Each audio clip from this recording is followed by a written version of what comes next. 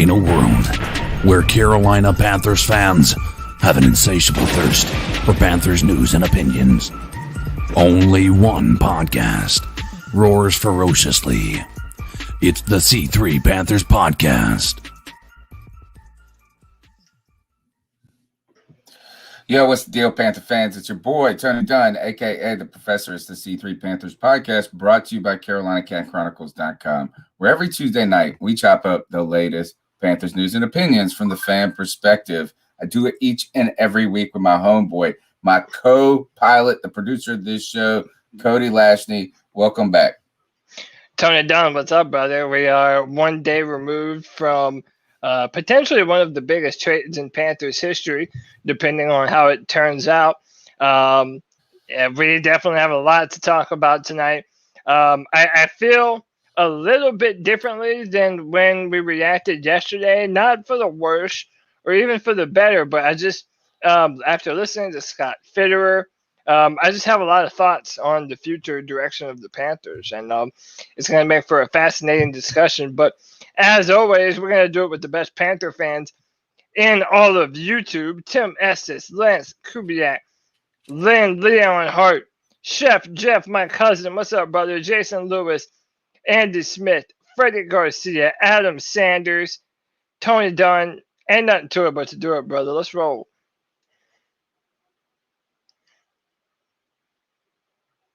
Hold on. All right. Whew. All right. So as you can tell, I am broadcasting from my wife's childhood bedroom. That's where I am at. I had some work done that was being done on my house, and they cut the cable internet cord. So this is a less than ideal situation, but the longest running Panthers podcast is going to bring it to you each and every week, no matter what, no matter the obstacles and the challenges that are facing us. And hey, look, all we're doing is talking about the Panthers. It's Tuesday night. What else is there to do? Go ahead, smash the thumbs up button, subscribe to the show. Had a big turnout for last night's show, man, or yesterday's live reaction show to the Sam Darnold. Over 4,000 views on the video, 300 people live watching, a bunch of sub ups. It was awesome. My wife has a pink room, and look, there's pictures of her in her wedding dress up there now and stuff. It's the same as it was when she lived here. There's nothing changed.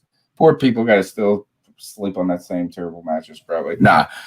Thank you to my in-laws for allowing this, and thank you to my mother for taking my kids tonight. Dude, when they cut the cable internet cord, my kids abandoned ship, dude. They were like, we're going to grandma's house. I don't blame them, man. They're like, I don't blame them. We're out of here, bro. Who wants to live with a world with no internet? Come on. Especially being young. There's a lot of cat calls tonight, and the challenge is going to be figuring out how to play them. I'm going to have to kind of work on that as we go along in this process and see how it works. Maybe you'll give me some feedback on how the sound quality is. I'm going to have to kind of just hold my phone up to the microphone. Cody, you said that your thoughts you've adjusted your thoughts since yesterday. What has adjusted? Well, after listening to Scott Fitterer, I really don't think, should the quarterback fall to us in the draft, which, again, whether or not that happens probably doesn't seem too likely. But I really do think that if Justin Fields or Trey Lance does fall to us, this move doesn't prevent us from taking a quarterback. And a lot of us kind of felt like, well, now we're Sam Darnold and that's it. We're going to build around Sam. And even though I think that is ultimately what's going to happen, I don't necessarily, especially when you consider trade ups and the teams picking in front of us, I think teams are probably going to potentially trade up to get Justin Fields or Trey Lance.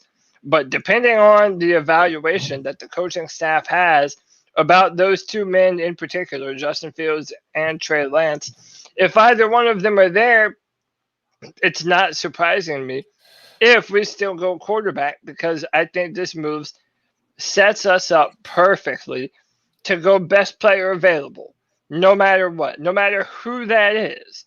And I think that is one of the big benefits of this move, because while we're hopeful about Sam Darnold, we're not tethered to him for a long time. We're tethered to him less than we were to Teddy Bridgewater, honestly. Well, for sure.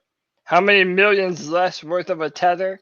Like, it's if we pick up his 5th-year option, I think he's going to count 9 against our cap this year. I read, and 18 million if we pick up the 5th-year option.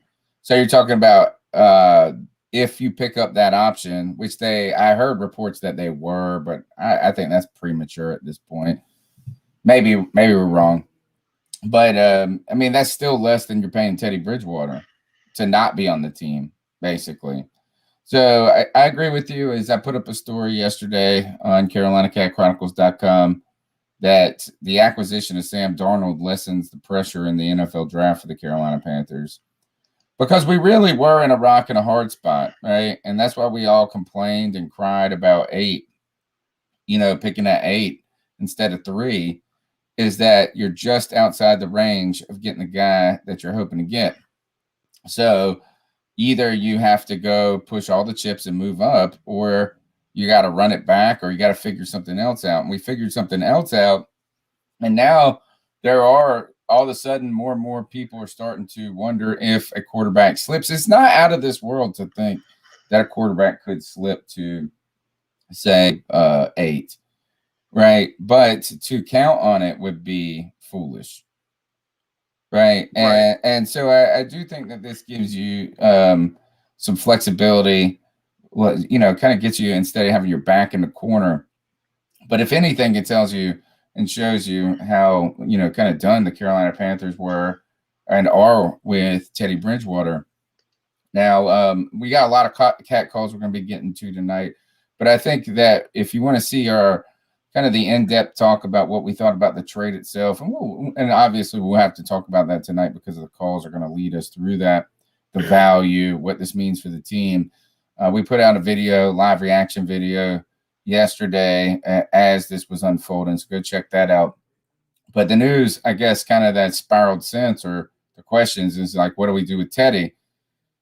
And they asked Scott Fitterer this, and Scott Fitterer said, we're going to find the right place for Teddy, whether that's here or somewhere else, indicating that they weren't opposed to moving him. And we knew they weren't opposed to moving him because they tried to trade him for Matt Stafford, or part of that deal. Now, today, I think it was Ian Rappaport reported that the Carolina Panthers have, given Teddy's agent and Teddy permission to seek a trade. So he can dictate to some effect where maybe he lands, or at least kind of facilitate this. I always love this. It's my favorite. They did this to Cam. It's like, we done with you, but you can go find your next home if you want. Yeah, we'll give you. We'll give you permission. So if you want to go somewhere else, we'll let you do that. It's just so dumb, man. Look, we've talked about this multiple times. We have a lot more to talk about, so I don't want to beat a dead horse. But Marty Hurney signing Teddy Bridgewater to that big of a contract was pointless, and it was a terrible move, and indicative of a GM that continued to overpay people. So, again, I'm just so happy that we have a forward-thinking, proactive general manager now. I have so much hope and faith in Scott Fitterer based on what he's been able to do in a really short amount of time. So I'm really liking what he's done. I think that we are truly setting ourselves up to have a really good draft and be able to put some high quality talent on the football team. Just I guess a couple of house keeping things. We signed a guy by the name of Martinez today at offensive line that's probably never played and that no one knows their name. Going back and seeing some things. What do you? I guess some of the kind of the news surrounding it is I saw an article on The Athletic about grading the trade. And they gave the Jets an A. They gave the Panthers a C. Right. And one of the things is that they gave the Jets an A and the Panthers a C? Yeah. Yeah. That's the dumbest shit in the world to me. This is the reason. Here's the rationale for why the Panthers get a C for this. There's no doubt this is a big gamble. Not only has Darnold played poorly, but he's missed 10 games in 3 seasons. I like the idea of a team taking a low-risk gamble on Darnold, but that's not exactly what the Panthers did here. When the Titans acquired Tannehill, they gave up a 4th and a 7th and got a 6 in return. Carolina is giving up a second, a 4th, and a 6.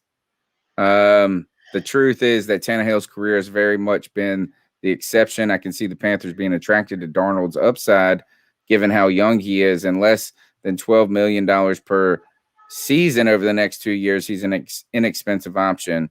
But it seems like they got impatient and decided that regardless of what options were available to them, they had to make a move this offseason. I'm not sure that will prove to be the wisest choice. They could have just as easily run it back with Teddy Bridgewater and seen what options were available after the 2021 season.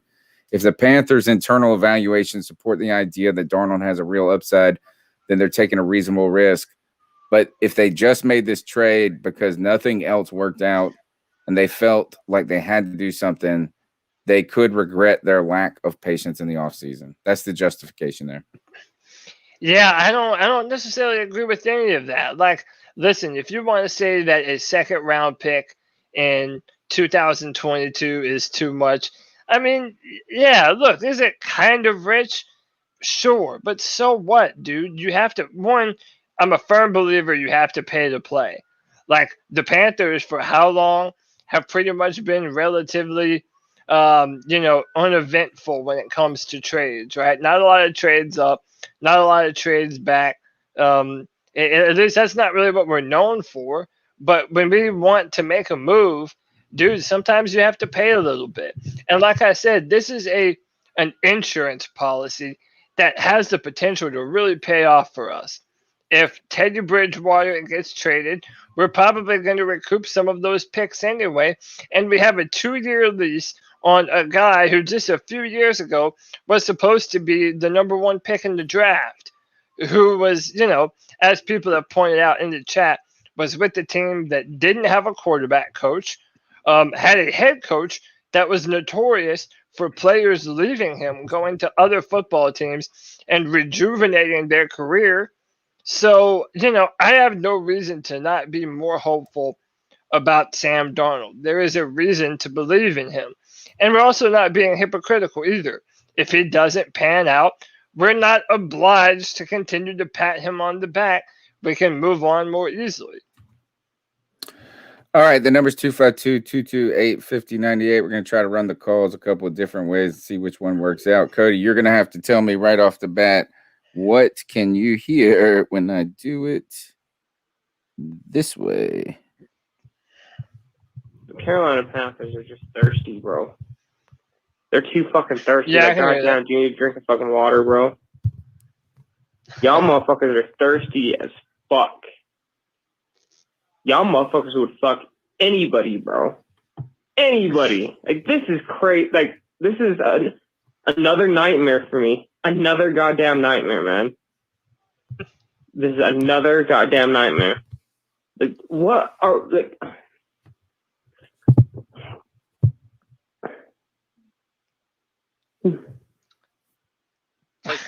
Hyping it really up about Deshaun Watson, like, bro, these niggas, man,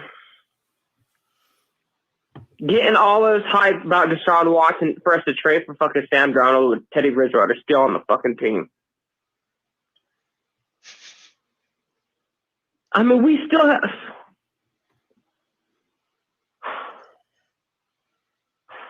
Oh, this is why... rough.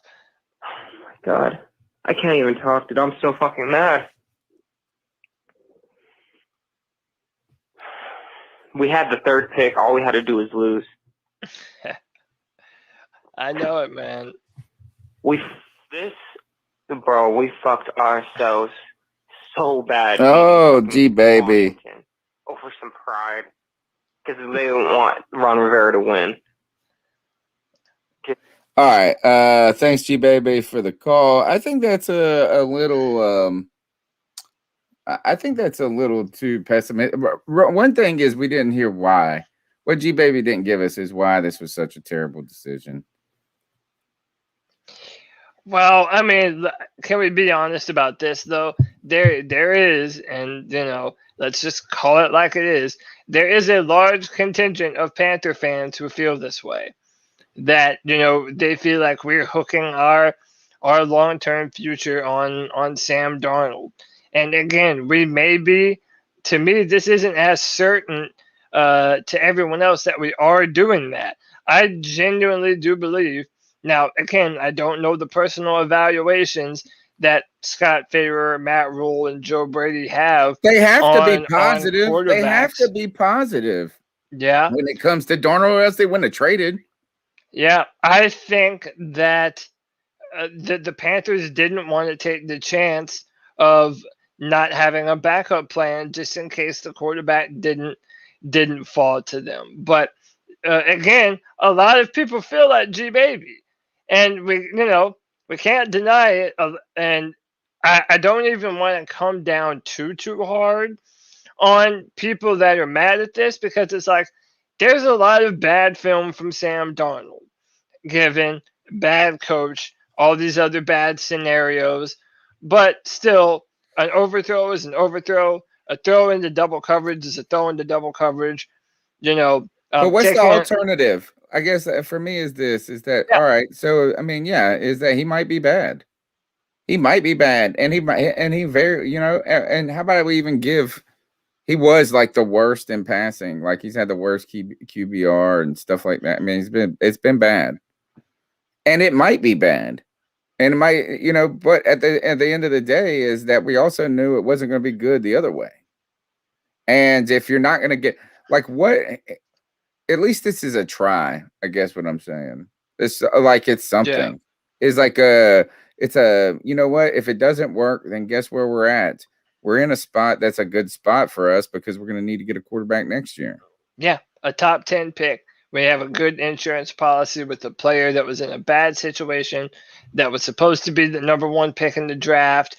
My thing is this. The people that were ready to anoint Teddy Bridgewater and just throw their entire fandom behind Teddy, like now they're some of the loudest critics of Sam Darnold.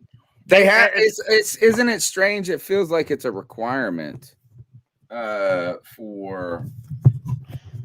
Sorry, I'm trying to get this microphone set up right. It feels like a requirement. Like if you didn't like Teddy, you have to like the idea of Sam Darnold, and vice versa. If you liked Teddy Bridgewater, you have to dislike the idea of Sam Darnold. I don't know why that's necessarily true. But I think we could just dislike Teddy. That's my point. Is like I was not ready for another year of Teddy. Yeah, and the Panthers front office weren't ready for another year of Teddy Bridgewater. And this is better than Fitzpatrick, right? It's cheap. It's first of all you can afford it. That's the thing. Is that 23 years old? Well, yeah. And you know who likes him a lot? Christian McCaffrey. Like they're buds. Yeah, they've trained together before apparently. Somebody was posting. I mean they're both California boys.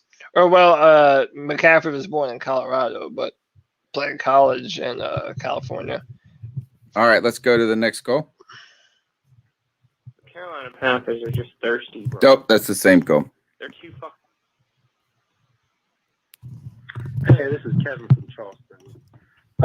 So reading the news, we got Sam Darnold, and I kind of feel like this is my doing, because a couple of months ago I called in this show with a shitty, fake New York accent talking about how we're gonna get Sam Darnold, right? And I said that shit just joking.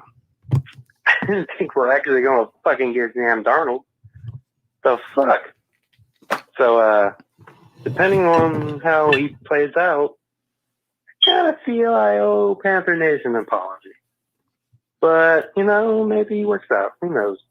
All I know is that I'm going to be cheering for fucking Sam Darnold all fucking year. Fucking right, baby. Woo! Yeah, boy. Sammy Darnold down here with the Panthers. I'm ready for it, man. I'm ready for it. Listen, like we alluded to last podcast, man. Like the fact that no matter what, we're gonna be able to go into this draft thinking that we have a chance. Either Sam Darnold is going to be able to have an opportunity to take his game to the next level, or we're going to potentially draft one. So again, everything is on the table for us. Like nothing is out of bounds. We could take the best corner available, the best offensive tackle. There's a lot of options for us.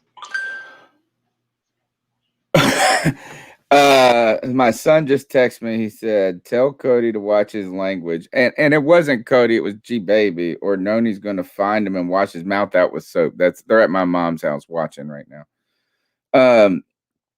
I think this is that's where I'm actually kind of kind of puzzled by people who are upset about this. Or maybe not upset. Not, it's kind of, you can't lump everybody into one group, right? That's not fair either.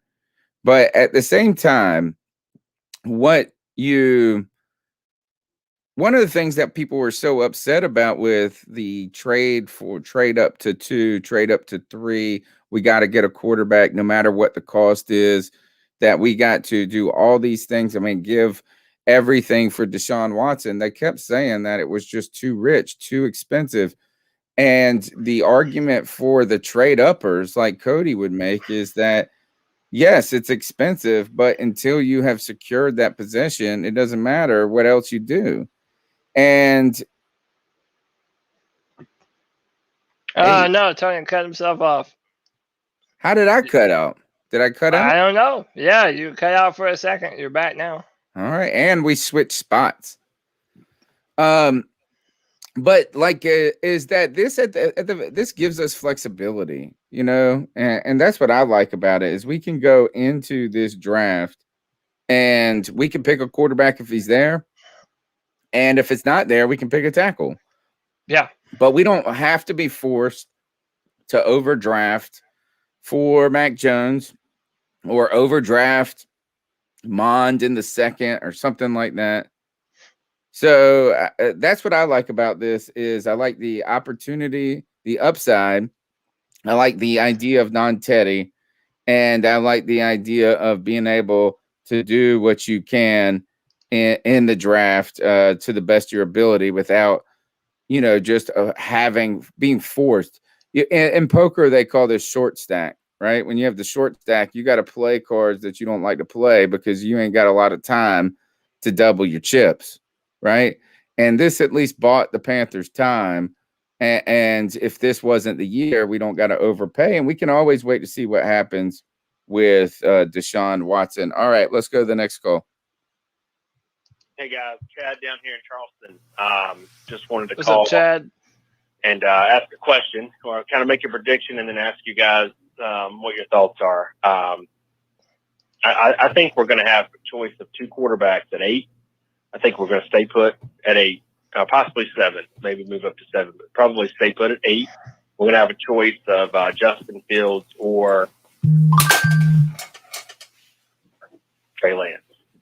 I think, Trevor Lawrence going 1, Zach Wilson 2 is a lock. I do think the Niners moved up to 3 to get Mac Jones.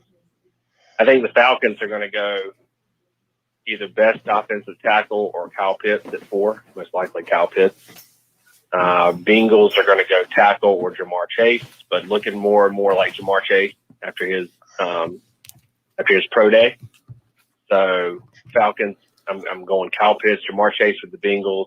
Dolphins at 6, probably going to take either Waddle or Devontae Smith, get a weapon for Tua. And then you have the Lions at 7, who could, and you still have at this point Fields and Lance left. So I could see us either trading up there to secure a guy and taking Lance or Fields there, or waiting and taking whoever's left at 8. So just curious what you guys think. I think we've played this brilliantly looking at it now. I know that everybody's sort of like, we're going to miss out, and the top 4 picks are going to be quarterbacks. I actually don't think that's the case. I think Lance and Fields are more of a wild card. Even Mac Jones to me, but the Niners love him. But Lawrence and Wilson seem to be the only guarantees. Lance and Fields a little bit more of a wild card, which I'm happy with because that probably lets us get one of them. Curious who you take if they're both available at 8, or if we have to trade up to 7 or even 5, and they're both available. Which one do you grab? Appreciate it, guys. Love the podcast. Thanks. I wonder if that was before the Sam Darnold trade somehow. He didn't mention it, did he? That call was made on Monday at 4:05. Wait, April 1st. Hold on, is that from April 1st? Yeah, if that was April 1st, that was way before Darnold. There's no way that we're trading up now. So that's what this move guarantees, is that the only thing that the Panthers are guaranteed to not do is trade up for a quarterback. They have no reason to now with Teddy on the roster, and maybe we trade him. There's been some reports that the Denver Broncos are interested in trading for him. But overall, I think having Sam Darnold on the team means that we're not going to be too aggressive trying to jump up and give up a bunch of picks and draft capital to go get a quarterback. So one of the things that I was reading is that, since the Atlanta Falcons have opened up the store for business and have reported that they're willing to entertain trades at number 4, you have teams like Denver that could be jumping there, right, trying to get that spot. There's some teams that are in the middle of the pack that need a quarterback that might entertain jumping to 4. I was reading the Miami Dolphins blog, and they were talking about how the Panthers trading for Darnold kind of has these effects on their own draft. And they continued to ultimately think that Miami likes to play this shuffle around to get more picks and get more assets, and that they traded back into the 6th and were maybe entertained trading out of the 6th if someone made a good deal to them. And the Panthers being one of the teams they thought could be that, right? The people are going to have to still get ahead of the Panthers if they want to get a quarterback then. So, all right, the number's 252-228-5098. Let's keep plowing through the calls. You guys, I for years I've loved the content and everything that you guys have just done on this show, but I can't do it no more. I can't. I've been in spam since '95. I was 4. Bro, I just can't. The agony, the strain, the mental strain this team has put on me in the past 2 fucking years has gotten me to the point where I'm going insane. I'm literally going insane. So first of all, you give this big contract to Teddy Bridgewater, right? That's a problem. Go around and trade for another QB that's possibly worse than he is. This makes, bro, I'm broken. I'm on the verge of fucking crying because the mental state that this fucking team has kept me in for the past few years. We had Cam Newton with 1 year left on his contract. We went from Cam Newton to having Cam Newton on 1 year left on his contract to giving Teddy Bridgewater a 3-year deal to now trading for Sam Darnold, which Teddy Bridgewater is still on the fucking team.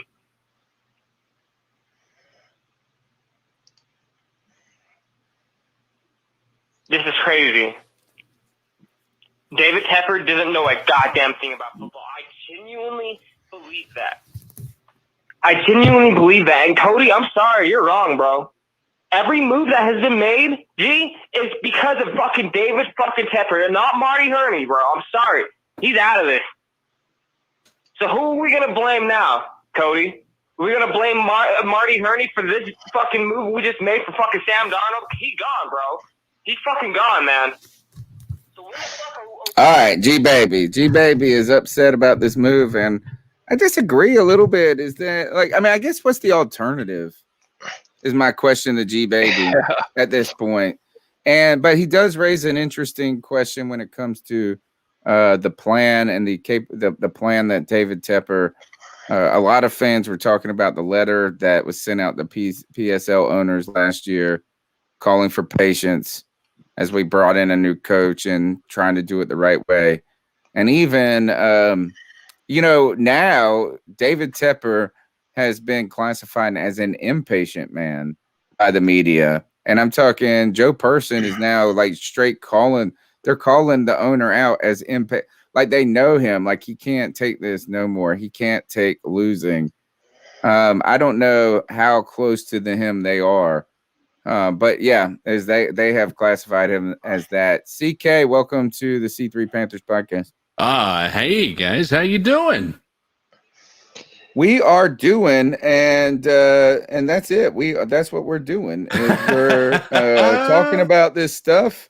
I think this. Hold on, I want to see. Nope. I thought my kids called in. Can't find it.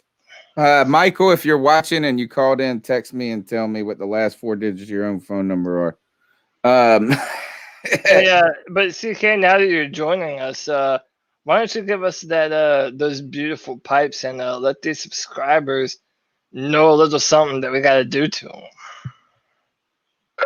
Over. This is Code Dizzle Allen, and I must say, all of you people and subscribers that have failed to hit that like button in the chat. Subscriber shame. Subscriber shame. Do what my man Subscriber Zero shame. Chill has to say. There's 116 people watching. Hit the thumbs up. We appreciate you coming in here and hanging out with us, man, talking about some Panther football. And listen, I understand where G Baby is coming from, man. I know that guy's in his emotions. I know he's in his feelings. Let's be real. We've had one of the most electric quarterback prospects of the past decade as our franchise quarterback in Cam Newton. And listen, I don't hide my past. I tell everyone openly that Cam Newton is what brought me to the Carolina Panthers, right? Now, I'm in it for the long haul. I'm not a bandwagon fan. I'm not going anywhere. But for those of us fans that have been around and have never known another time other than this incredible quarterback leading our football team, yeah, it's a weird feeling and honestly kind of depressing when you have to go through this quarterback carousel. And it's uncharted territory for a lot of fans. So I don't necessarily blame him. I would just caution him and say, dude, give him a chance. And also, we're not hitching all of our future to Sam Darnold. We have an ability to turn around from this relatively fast if it doesn't work out. This is a cheaper. This is a better move than the Teddy Bridgewater acquisition. Yeah. And what I mean, and maybe Teddy Bridgewater turns out to be better than Sam Darnold ever will be, right? Maybe it just doesn't work out, but the cost is less. The cost is in draft capital, not in actual long-term financial obligation. And that's been the problem with Teddy Bridgewater is that they had to, and, kudos to this coaching staff and David Tepper for just admitting that they got it wrong with Teddy Bridgewater. Can you tell me this? I mean, like we even say, yes, it's just some picks. Like, even if you think about it from that perspective, it's really only 2 legitimate picks. Because it's the conditional, we got the compensatory pick. That's the one we traded away this year. Was the compensatory? Yeah, I mean, look, the 6 is nothing. Yeah, you're right. That one's a free pick. That was a free pick that we didn't. It's not everybody gets, yeah, but it's not one that you come into the season like thinking, oh, we're gonna get this year, right? You don't bank on getting compensatory, whatever. I can't say the word. Those types of picks. So, I mean, getting rid of that's nothing. The biggest thing, I mean, this is really, if you want to look at it from that perspective, it's a 2nd round and a 4th round in 2022. It doesn't really impact us this draft in the slightest. Yeah, I mean, is that it does give us some problems in next year's draft. Like I said in my article on CarolinaCatChronicles.com, that Sam Darnold lessens the pressure on the Carolina Panthers draft this year, but it does affect our draft next year. right? And like I said, I would have preferred if it was a third or a fourth rather than a second, but that is not what it is. The Panthers maybe, and that's what really is that. Like, what are we going to argue about? That the idea is a terrible idea? Are we going to argue about that the cost was too much? Are we going to argue, or are we going to argue both? And maybe, I mean, maybe there's an argument for all of that. But we've seen too is that these draft picks seem great when we're waiting for the draft, but ultimately a fourth round pick, they rarely hit too. You know, I mean, it's hard to hit on, you know, so it's not absurd. It's a lot cheaper than trading up. We took the cheaper route, and you know, maybe it doesn't work. All right, here, let's see what we got. This is going to be a special call.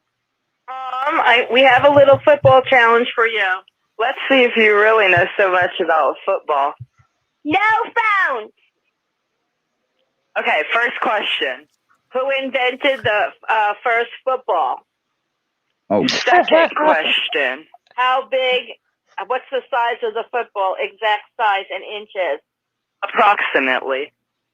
Third question. What is the football shape? And final question. What is the nickname on every football? Thank you for your time, and just remember, no phones, or you do not know as much of it. No cheating.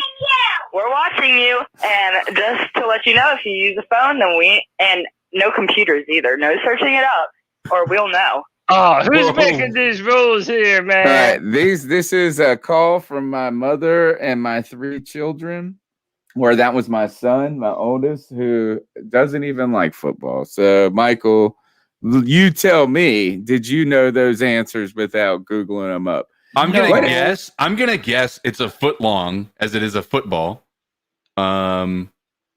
Oh, that's a good guess. I didn't ever think of it like that. I mean, is that right? All of these ideas, all this time, I've been sitting here thinking they called it football because it had to do with your feet, and that's why we always say they call it football. They call soccer in England. Maybe it's a foot. I thought it was like 18 inches. I'm saying 18 inches is my guess on. You might be right. Keelan Slaughter says it's a square. Square. I call it egg shaped. What is man. that? Is that like a oblong, oblique? I don't know. I call it an egg shape. And who invented the first football? I have no problem saying I know the answer to none of these questions. James Naismith. That sounds like basketball. That sounds like the guy that either invented hockey or basketball. So very, very tough questions from my family. Hard hitting from the kids. Thank you for calling in. Don't listen to the rest of the show because we use foul language, particularly like this call right here. I'm guessing has foul language. So earplug it, children. My dude, we got somebody, and I think he's better than Teddy, bro. Like I don't really watch nobody other than the Carolina Panthers, bro. But man, this dude does have an arm, man, and I think it's a good move. And we didn't give much. Like we literally gonna give most of that back by trading Teddy away. Like, man, salute to the motherfucking to the GOAT, fucking to the homies, fucking to the Scotty Fit, man. Scotty Fit, man. You bring so much positivity to the Carolina Panthers. I'm so happy with Tepper's decision on that. I love it. It's better. Sorry, so your options are right here because only maybe a Lancer feels maybe is falling, but the one thing that is most likely for sure falling is that fucking Mac Jones will fall. And who would you rather have? And I really think there's a lot of upside to Sam Darnold. Like everybody's saying Tannehill 2.0, and like fuck it. If people could argue he's better than him, and Tannehill just got a fucking huge contract. Man, I can't wait to see how this season unfolds, man. Our defense is looking beastie, and our fucking offense can throw past 20 yards. Good God. With all these fucking speedy ass weapons, please, oh God, like man, my only fear though is that he's gonna play so good we gotta re-sign him. Like that's a major ass. That's the only fear. But like that's a good prop to fucking have. Yeah, that's not a bad problem to QT0 have. out here from fucking Cali. I'm actually in Oregon, but keep pounding, man. There's Carolina fans out here, man. I'm over here doing this little DoorDash and shit, and I fucking some dude saw me with my Carolina flag and he's like, keep pounding, bro. Like, Hey, that's what's up, man. Shout out, man. QT. We out here everywhere. Don't be sleeping on us. Don't be sleeping on the blue and black, baby. Woo woo. Let's go. Woo, woo. Hashtag Yeah. decline now, boy. That was a good call right there. My kid just texted me and said we have outsmarted you. All right, well done, Michael Dunn. And did I tell you guys about my son on Pi Day? On Pi Day? I think I told you about this in the last show. He's not watching, is he? Yeah, he's watching. Oh, I mean, and it's okay. American Pie Day? No. Like as in 3/14, like March 14th, because it's like 3.14. Yep. I didn't tell you guys about this. I don't think so. So I picked my kid up from school and he walks out of school and he's holding this little apple pie. I was like, oh, what'd you get this apple pie for? He said, I won Pie Day. I was like, well, what's that? He's like, it's the 3.14. You know, is you get I won for the person who remembered the most digits, like past 3.14. I was like, oh, that's awesome, dude. He said yes, and I mean, he's not bragging. He doesn't like, he wasn't even excited about it. He said, yeah, I set the school record, all-time record. I was like, whoa. I was like, well, what's that? He said 237 digits. Damn, man. Yeah, Dude, my man. Dude, that's a ton. My man said this. He said, yeah, I was at like one. He had he remembered 92 digits the morning of the day. Is your son got a photographic memory? I mean, it's kind of close. Like it's like I've wondered at sometimes when he was young if that was the case. But so he learned like 92 digits in the morning of 237. I was like, well, this is all, like, I was so pumped. Like, this was the coolest thing ever. And he said, I said, well, hey, here's the challenge. Like, why don't you get to 300? He's like, nah, I'm good. I was like, he's like, all right, I already set the record. And I was like, yeah, well, right. I said, I'll give you $50 if you do it. And he was like, nah, I'm all right. And I was like, you did all of this for a $4 pie from Food Line, but you won't do a couple more digits for $50 that you would do whatever with. And he's like, nah, I'm all right. But I kind of, it's like, all right, whatever. Offer stand. The next day he texted me. He said he showed me a copy of a test he took. Like, there's a game you can play online to do it. He's like, I got the 300. He said, I'll take that in cash. And then my man said this. He said, man, there's some really cool patterns in the back end. I was like, oh, like, patterns? Oh, gosh. Nerd. By the way, Len says he definitely takes after your wife. Memory, yes. Memory, yes. That's the truth. I don't have, and maybe it's been burnt away in some ways, but I have a good memory for long-term events, but like a quick recollection and names, bad for me, strangely. As a historian, there's a lot of irony there. All right, next call, 252-228-5098. April Fools. The Panthers just played an April Fool's prank on us. Boys. We signed Sam Darnold. I'm guessing we didn't feel too confident in our chances, and nobody wanted to trade up with us. So, take a roll of the dice, big roll of the dice, on Sam Darnold. Homeboy has played in 38 games and has 39 interceptions. Homeboy is averaging more than a pick a game. That was pitiful. That's pitiful. Still has Teddy Bridgewater on the team. I guess they didn't want the bag of chips, so then still for them because they already tried that. They did not like that flavor. But after reading the story, something just a little bit better about what's going on because we have him on a potential 1-year deal. What we should have done with Teddy Bridgewater. We should have rolled the dice on Teddy for 1 year because we're stuck with Teddy for 20-something million. But now we have Darnold 1 year left on his rookie deal with the option. I think there's a few more weeks that we have a chance to extend him with a 5th-year option for $18 million with Darnold. So I think we need to stay on the 1-year deal. If he falls out, and then consider a contract extension now that we stuck our foot in the mud again. So it's starting to feel more like quicksand, but I think the Panthers played a late full crank on us. Let's run this one back.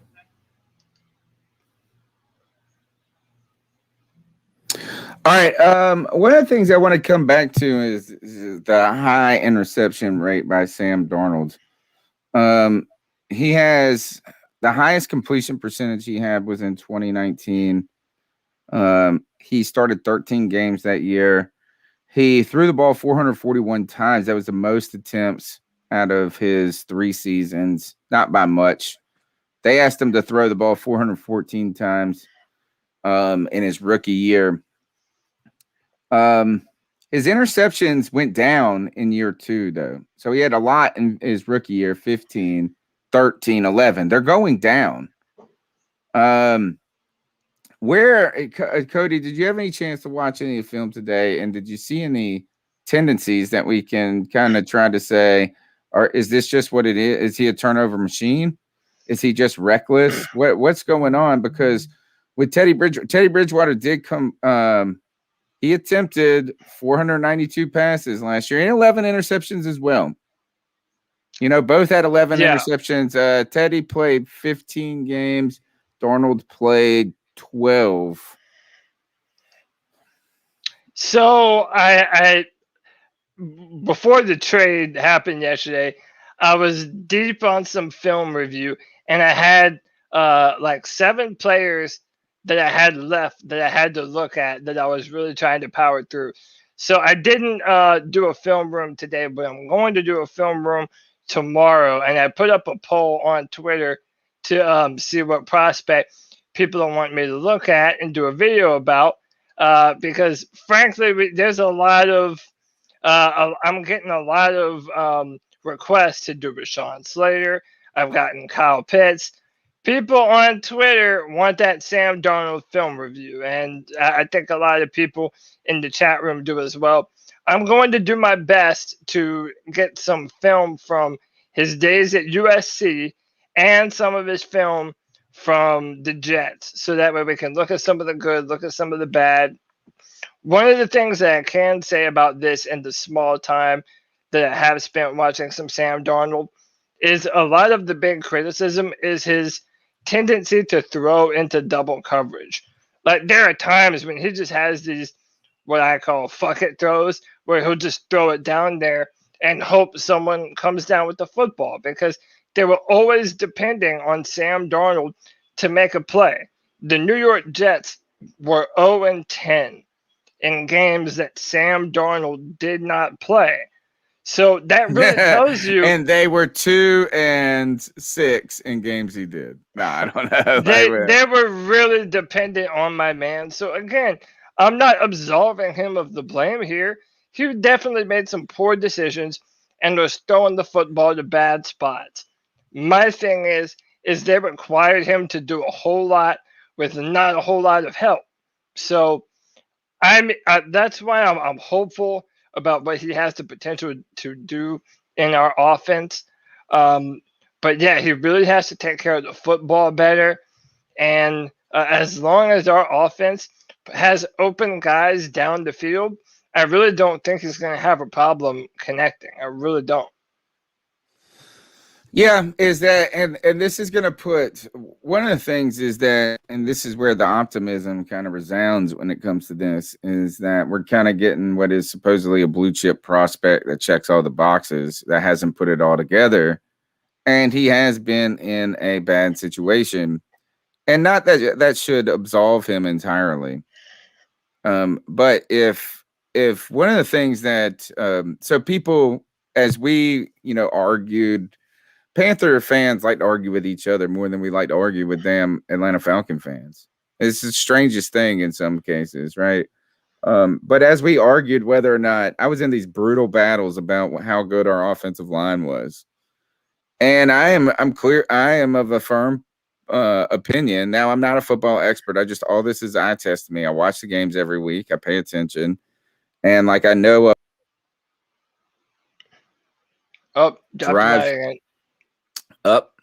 I know a pretty girl when she walks by. I know a beautiful car when it drives by, but I might not give you all the details on all of it. But there's an eye test that I think actually just truly exists. And last year, the eye test is that the Panthers' offensive line, despite all those challenges, looked better to me than I'm accustomed to over the past few years. Now, I'm not saying that's good, right? I'm not trying to say that these guys were great or anything, but they weren't the number one weakness to me on the team. And so some people have contended that the reason that the success of the offensive line was actually schematic, and Joe Brady and the offense kind of put them in a position to succeed. And if that's the case, if he can do that for a bum offensive line, now we really get to see what this coaching staff is made of. And if they can put Sam Darnold in a position to where he has the opportunity to succeed, and that just wasn't the case in New York. Certainly wasn't the case in New York. All right. 252-228-5098. What's up, Panther Nation? This is a first-time caller, Frito Bandito, baby. The change that stuck between your couch. I love this whole trade that we did today. This is positive for the Panthers. I'm telling you, mark my words, this is the way Teddy Bridgewater is going to be out the door for sure, because we're going to draft Mac Jones. Will Greer is going to take a back seat by washing them cleats and cleaning them damn bottles, because I'm going to tell you right now, Sam Darnold is going to be the truth. Let's give this boy a chance. I swear to God, I think the Jets messed up. They done got chump change for him, but you know what? Temper wants to win, baby, and we want to win. Let's go, baby. Let's go big, Panthers. Frito Bandito, welcome to the podcast, and we better hear that name because I'm going to be looking for the change in between the couch cushions from now on. Thank you. Great introduction to the C3 Panthers podcast and this group. Now the Mac Jones part, he lost me on the Mac Jones. We're going to draft Mac Jones. I don't want that. The call though begs me to ask the question: what does this mean that the team wants to do this year? Last year, and this was kind of the bizarre thing, is we tried to win a little in Matt Rule's year. Cody, you were upset about this. We were upset about the Cam Newton departure. That's what I was most upset about. But for you, it was just not only the departure from Cam, but then this kind of sort of lateral move into the 4-5 win ethosphere that kept you out of getting what you needed to do. So I guess is Sam Darnold to the Panthers going to put us in a similar situation of next year? 8 and whatever. I'm probably going to break out again. I see the little thing popping up. But anyway, is this something saying that the Panthers are really trying to give it a go and maybe not win the division, but improve? Hey, listen, it's possible. I mean, listen, I really don't think this team, especially after we add a whole nother draft and knowing how much talent we have and knowing that the 49ers and the Falcons are kind of in this weird state of flux as well. I think that we have the potential to be a dark horse team this year. And again, like to people saying that I'm just being too optimistic or I'm all of a sudden just petting Sam Darnold's head. Look, there isn't too many options the Panthers had available to them. We either should have moved up to 3, before the 49ers did it, or, we had to have a contingency plan in case one of those quarterbacks didn't fall to us. So, again, like, there's only so much you can do from a fan's perspective. Sometimes you just have to bite down on it and go with what the organization says we're going to do. And I don't think this is the worst choice that we could have made. All right, next call. Yo, guys, it's Nick from up here in Mass. So, Nick. Sam Darnold, news broke today, okay? Not upset about it, not the happiest about it, but you know what? At the end of the day, we at least know that we have a quarterback other than Teddy Bridgewater and other than Will Grier.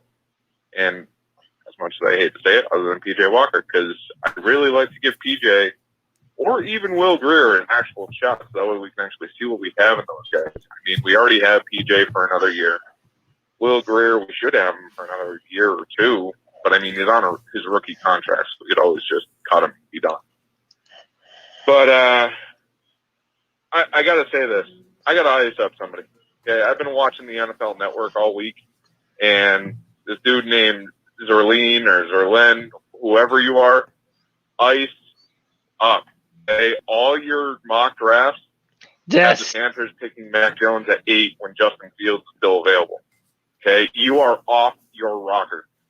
Okay, guy named DJ on the NFL Network, he ranks Mac Jones at like 32 in like the top 100, as well as a good number of his wide receivers. Those are in the top 10. A whole bunch of Alabama players made it into like the top 30, and then you have Mac Jones at 32. We have Trey Lance at like 15 or 16. So Zerline or Zerlen, ice up, because there's no way in hell that is going to happen. And if it does, there's going to be a riot. Sorry, it's been bugging me. Ever since I saw it on my TV, I wanted to throw something at my TV. I'm like, are you fucking serious? Like, there is no way we are taking Mac Jones over Justin Fields. No way. Yeah. But with that being said, Sam Darnold, back to Sam Darnold. Second round next year, I think like a 4th and a 6th. I mean, I'm not happy with the amount of capital it took to get him, but I'm also not upset that we got him. At least we can go into the draft knowing that we have another quarterback. Yeah. And I gotta ask, do you guys think it's at all possible if Fields or Lance are still there at 8 that we would still get him? And if so, quarterbacks would be staying. So, love the show, guys. Keep pounding. So here is a little tidbit from a 49ers website. This is, it looks like it's an NBC hosted site. Oh, so it's NBC Sports, actually. It says this, Coach Kyle Shanahan attended Jones' second pro day at Alabama in person last week and reportedly loves the Heisman finalist. Rumors around Jones being the 49ers' ideal choice at 3 have been intensifying, but not everyone is as high on the signal caller as the 49ers front office reportedly is. Bucky Brooks, my man. I like Bucky Brooks a lot. Carolina Tar Heel came out and said the 6'3", 217-pounder doesn't display A-grade arm talent or athleticism between the lines. Jones' lack of speed, quickness, and running ability to extend plays or create big gains outside of structure. Moreover, he's confined to the pocket as a statuesque signal caller built to throw traditional drop back passes behind a fortress. So is the one thing is Mac Jones may very well be good. Is that there's nothing that just says that he's going to be exceptional or could be exceptional. And that's the point. That's where I think Bucky is right. Is that, and you know what is, and that was the case for Tom Brady as well, but Tom Brady wasn't drafted in first. There's a difference between a guy proving everybody wrong and it turning out to be the case, and a guy who checks all the boxes, and he just doesn't check all the boxes for me. And I just didn't think the pro day, nothing looked great. The ball wasn't. When I was watching Justin Fields pro day, Ryan Day, their coach, first of all, spoke glowingly about him the whole time. He doesn't have to say any of those things. He could just be non-existent if he didn't like the kid. But he kept talking about the spin of the ball, and it just had a nice zip and kind of whistle to it.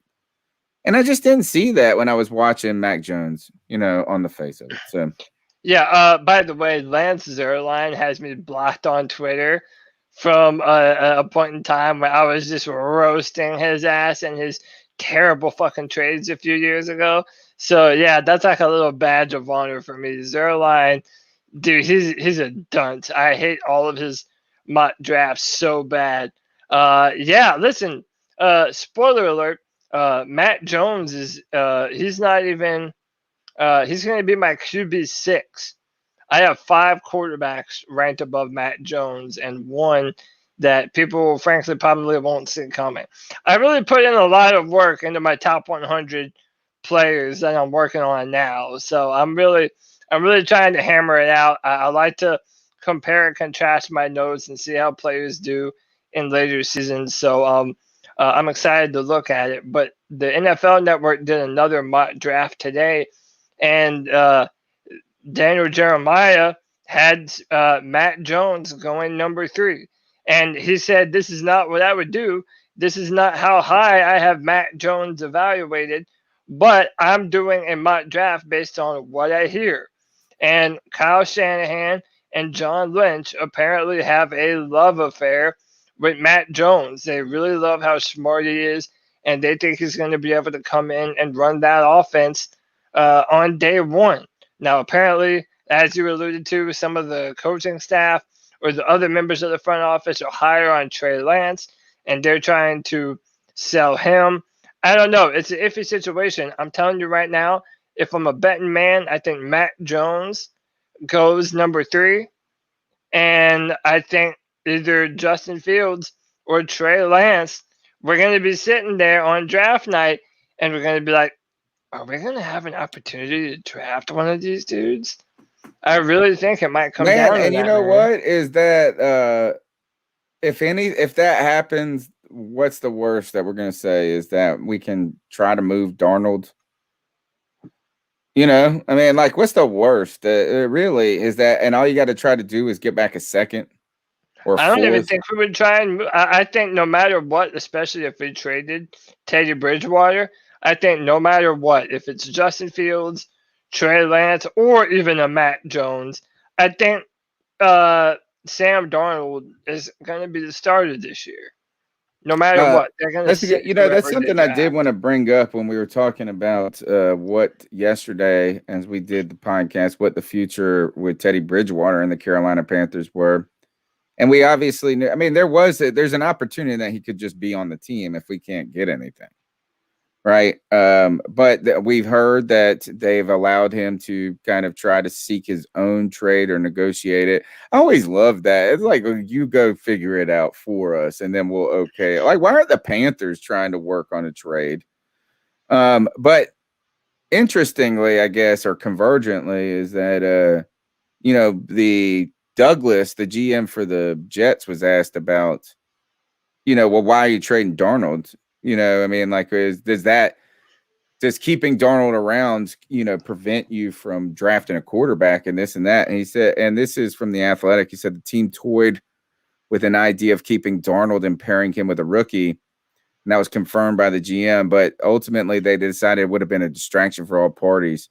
And this is a quote from their GM. Ultimately, that wouldn't have been the best situation for Sam, for the rookie quarterback, for Coach Robert Saleh and his staff, and the locker room. We felt like this was the best decision for the entire organization moving forward, hitting the reset button.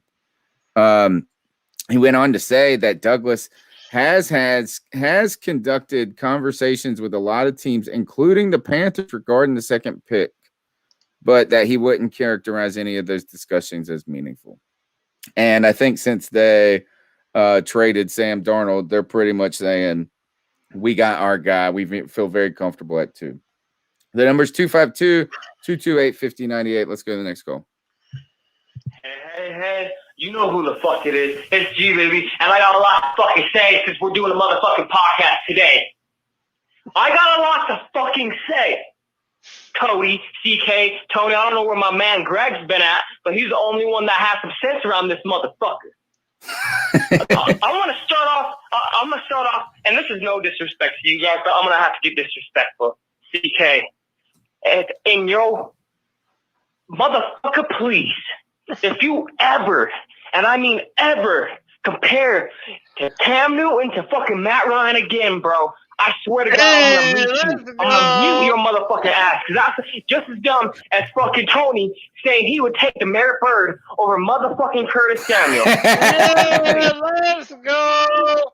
Are you motherfucking kidding me? Matt Ryan could only dream of doing what fucking Cam Newton has done in his motherfucking career. So if you ever say that ignorant shit again, I swear to God, I'm gonna mute you for the rest of the motherfucking the error of the fucking podcast. That means every single time you talk, motherfucker, you getting muted. And from here on out. Now, Cody, on to you. Let's go, bro. I don't agree with you, bro. Kirk Cousins is not the same as fucking Matt Ryan. Matt Ryan can scare me sometimes. And I'm gonna tell you something. An old wise man told me one time. Once an MVP, always an MVP. You can never take that shit away from him. Ever, bro. So now he's complimenting him? Respect, bro. Give him respect, because Kirk Cousins, he don't have no fucking MVP. He hasn't been in no fucking Super Bowl. True. So I want to get I that agree out with him on on the this. motherfucking table. Thank you. All right. I feel like I got off easy. Tony got off easy. Hey, I'll address it. I wasn't sitting here making the campaign that Cam Newton wasn't as good as Matt Ryan. I'm making the comparison. If we're going to compare those two, Cam Newton doesn't have the stats that Matt Ryan does. Period. Like, reality is Matt Ryan beats him as a quarterback. Now, as far as running and being an athletic quarterback, obviously Cam Newton is far and away better. He doesn't beat him as a quarterback. Bro, you gotta be kidding me. He had so much better help around him for the past how many years, bro? Julio Jones, Calvin Ridley, bro. Hey, are you using that same excuse? Are you using that same excuse for Patrick Mahomes right now? Dude, Matt Ryan, if he were on the Carolina Panthers, he would never have been able to do what Cam Newton did. What do you think about Patrick Mahomes? Like, do you think he would have done the same that he's done on the Kansas City if he had been on Kansas?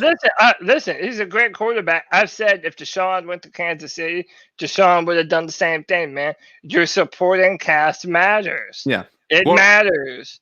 And that was my only point in the Cousins Matt Ryan thing. It does, but if you're looking at it from straight up quarterbacking, Matt Ryan as a quarterback, you take away the other stuff, because I think 100% Cam Newton is by and large a better quarterback because of what he can do as an athlete, right? I think that was why he was a better quarterback in that respect, or at least a better football player in my mind. But from a strictly quarterback standpoint, which is being a quarterback, dropping back, throwing the ball, he was not as good as Matt Ryan.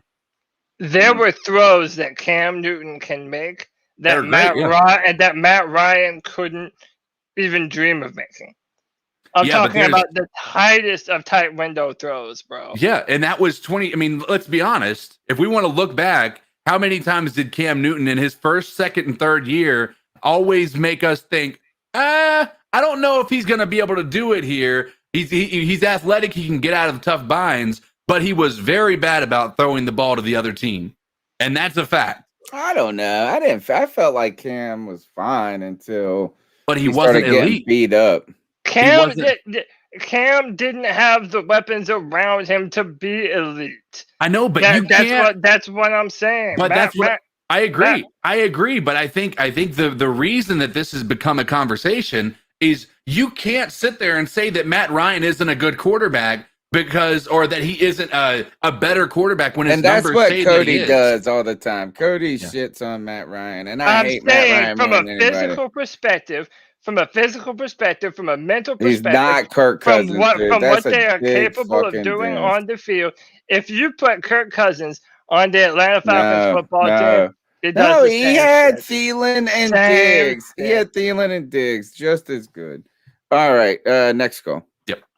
Now I'm gonna go back to getting on motherfucking CK's ass once again, boys, because you wanted to say some ignorant, stupid bullshit about culture, about losing and culture. Well, motherfucker, if we would have lost that game against Washington, all of this would have been wiped out, bruh.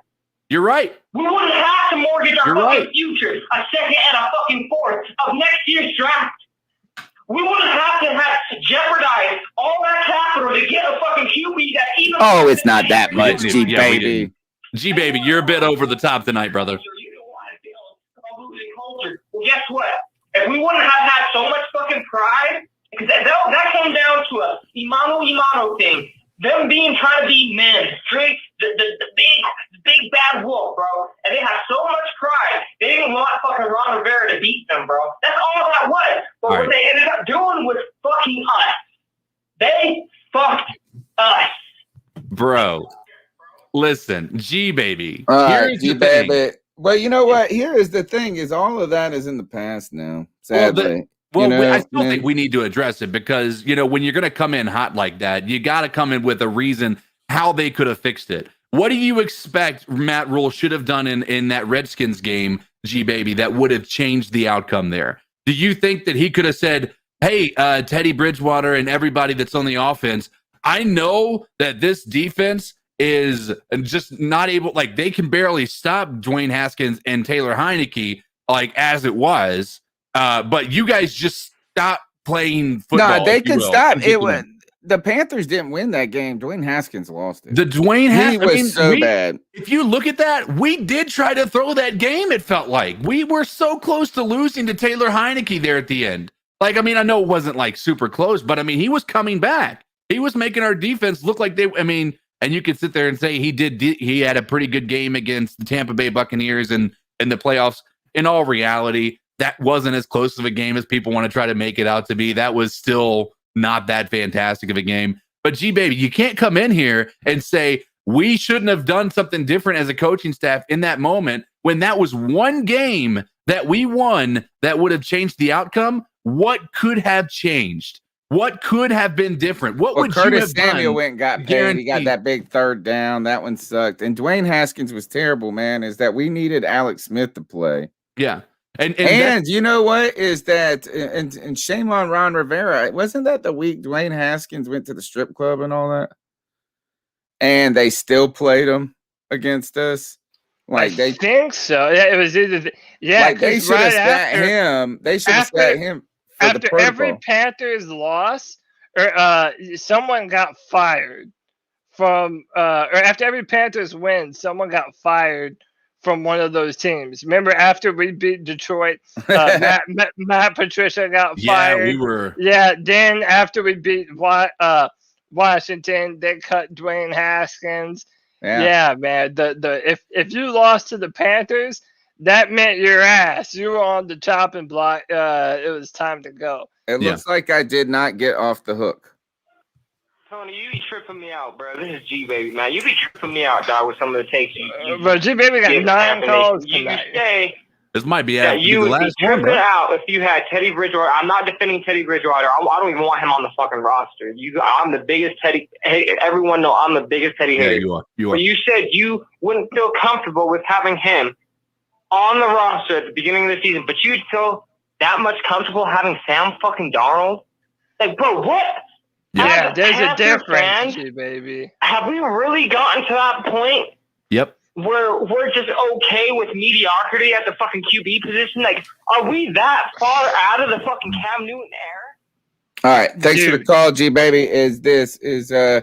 I think that's misconstruing the point for me. Yeah. Is that with Teddy Bridgewater on the team, I feel like I know, like I feel like there's only so much I could be. I could be excited about, or actually, it would not be the quarterback position, or even potentially winning.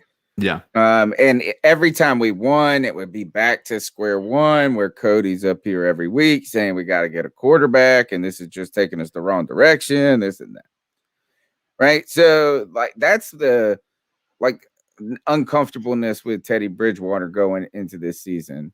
But there was an equal uncomfortableness for me in having to pay so much to not have Teddy Bridgewater as our quarterback. And what I mean by that is to trade to get the guy, right? Is that the idea, the only person I was really interested in mortgaging that much was Deshaun Watson before all this came about. But even there's a little trepidation even for that when you put so much into a guy working. The thing that I'm uplifted about with Sam Darnold for me is not whether I don't know. I don't think all of a sudden the Panthers' prospects of success just got immensely better. But I am interested to see how much was of him being bad was the situation and how much of it is him. I'm also interested to see how much that this coaching staff can do with a quarterback that isn't Teddy Bridgewater, that has a physical skill set that's different. A big guy who's mobile, who can throw on the, it's got the arm talent, things like that. The last thing and the thing that is most exciting about this for me is that just gives us options in the draft. Yeah. And I was very scared that the Panthers were going to pick a quarterback at 8 because they had to, not because they wanted to. Mm-hmm. And now if we pick a quarterback at 8, I think it's because we want to. And if we don't, it's because it wasn't available. And so I agree with all the points, right? Is that like, hey, the Washington game is really made this an issue that could have not been an issue. But it is what it is at this point. Now it's about what can we do to get to move the needle. And I think for me, I guess what I'm also equally excited about is that the team recognized that Teddy Bridgewater is a bust. Yeah, I agree. I think this tells you without question, again, and I mentioned it yesterday, this tells us exactly what we all knew and the organization wouldn't say until the end of the year. Teddy Bridgewater wasn't it. And as many people that were, and listen, I get it. As a Carolina Panthers fan, we had to defend Cam Newton all day, every day, right? We had to. Everybody was saying, would tell us all the things he did wrong, and we'd have to tell him all the things he did right. It was just a constant battle, and it was very exhausting, right? And so as Teddy fans, I imagine they felt the same way. Well, look at his completion percent. I mean, they had valid arguments in certain areas, right? But at the same time, we all saw with our eyes what we had in Teddy Bridgewater.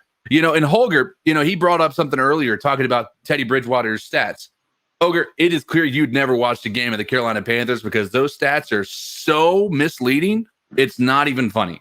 And so that is where we're hoping that a change to a quarterback that has, if you look at his tape in college, he looked almost in the same, I'm not going to say he was at the level of Trevor Lawrence, but if he had been in this draft class, he would have been touted as one of the same top prospects that are in the league or in the draft this year.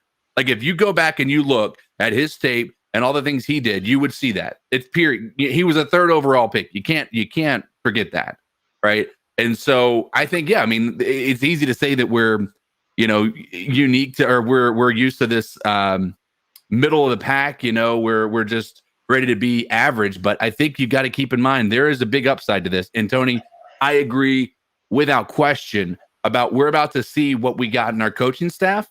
And if Sam Darnold can do something, that speaks highly to Sam Darnold. That speaks highly to Joe Brady and Matt Rule because they're able to turn people around. And you see it's happened with a lot of people that's come to the team and the development that they've been able to get out of guys who shouldn't be stars. I think one I point just say that something G-Baby... Yeah, go ahead. I just want to say this real quick, man. Like to everybody, there's some people in the chat room and people just online in general that are not happy about Sam Darnold. And look, no one, absolutely no one would have said that Ryan Tannehill that you saw with the Miami Dolphins would go on to be a really competent playoff quarterback that looks good. Dude, Ryan Tannehill would be good in this offense if he had him. He might not be the sexiest name, but he would be able to throw the ball farther than Teddy Bridgewater, more accurately than Bridgewater. And that's what I'm saying. Like, listen, we don't have a lot of good film from Sam Darnold, and we know that. But that's literally in the NFL. But the entire point is that now he has the opportunity to do so. The Panthers have a legitimate receiving core. The Panthers are going to rebuild this offensive line in this year's draft, and we've already done a little bit in free agency. If he doesn't have confidence coming into this year, I don't know. Like, I really don't know. He is a bust. If this year, if he comes in, obviously he's got to have some learning curves. But if he plays as bad as he did last year, it's a bust. It was a bad move, period. Right? I don't think there's any way I don't think there's a possibility that he could be as bad as he was in New York. Yeah, now, I'm not saying he's going to be as good as I think that's the floor.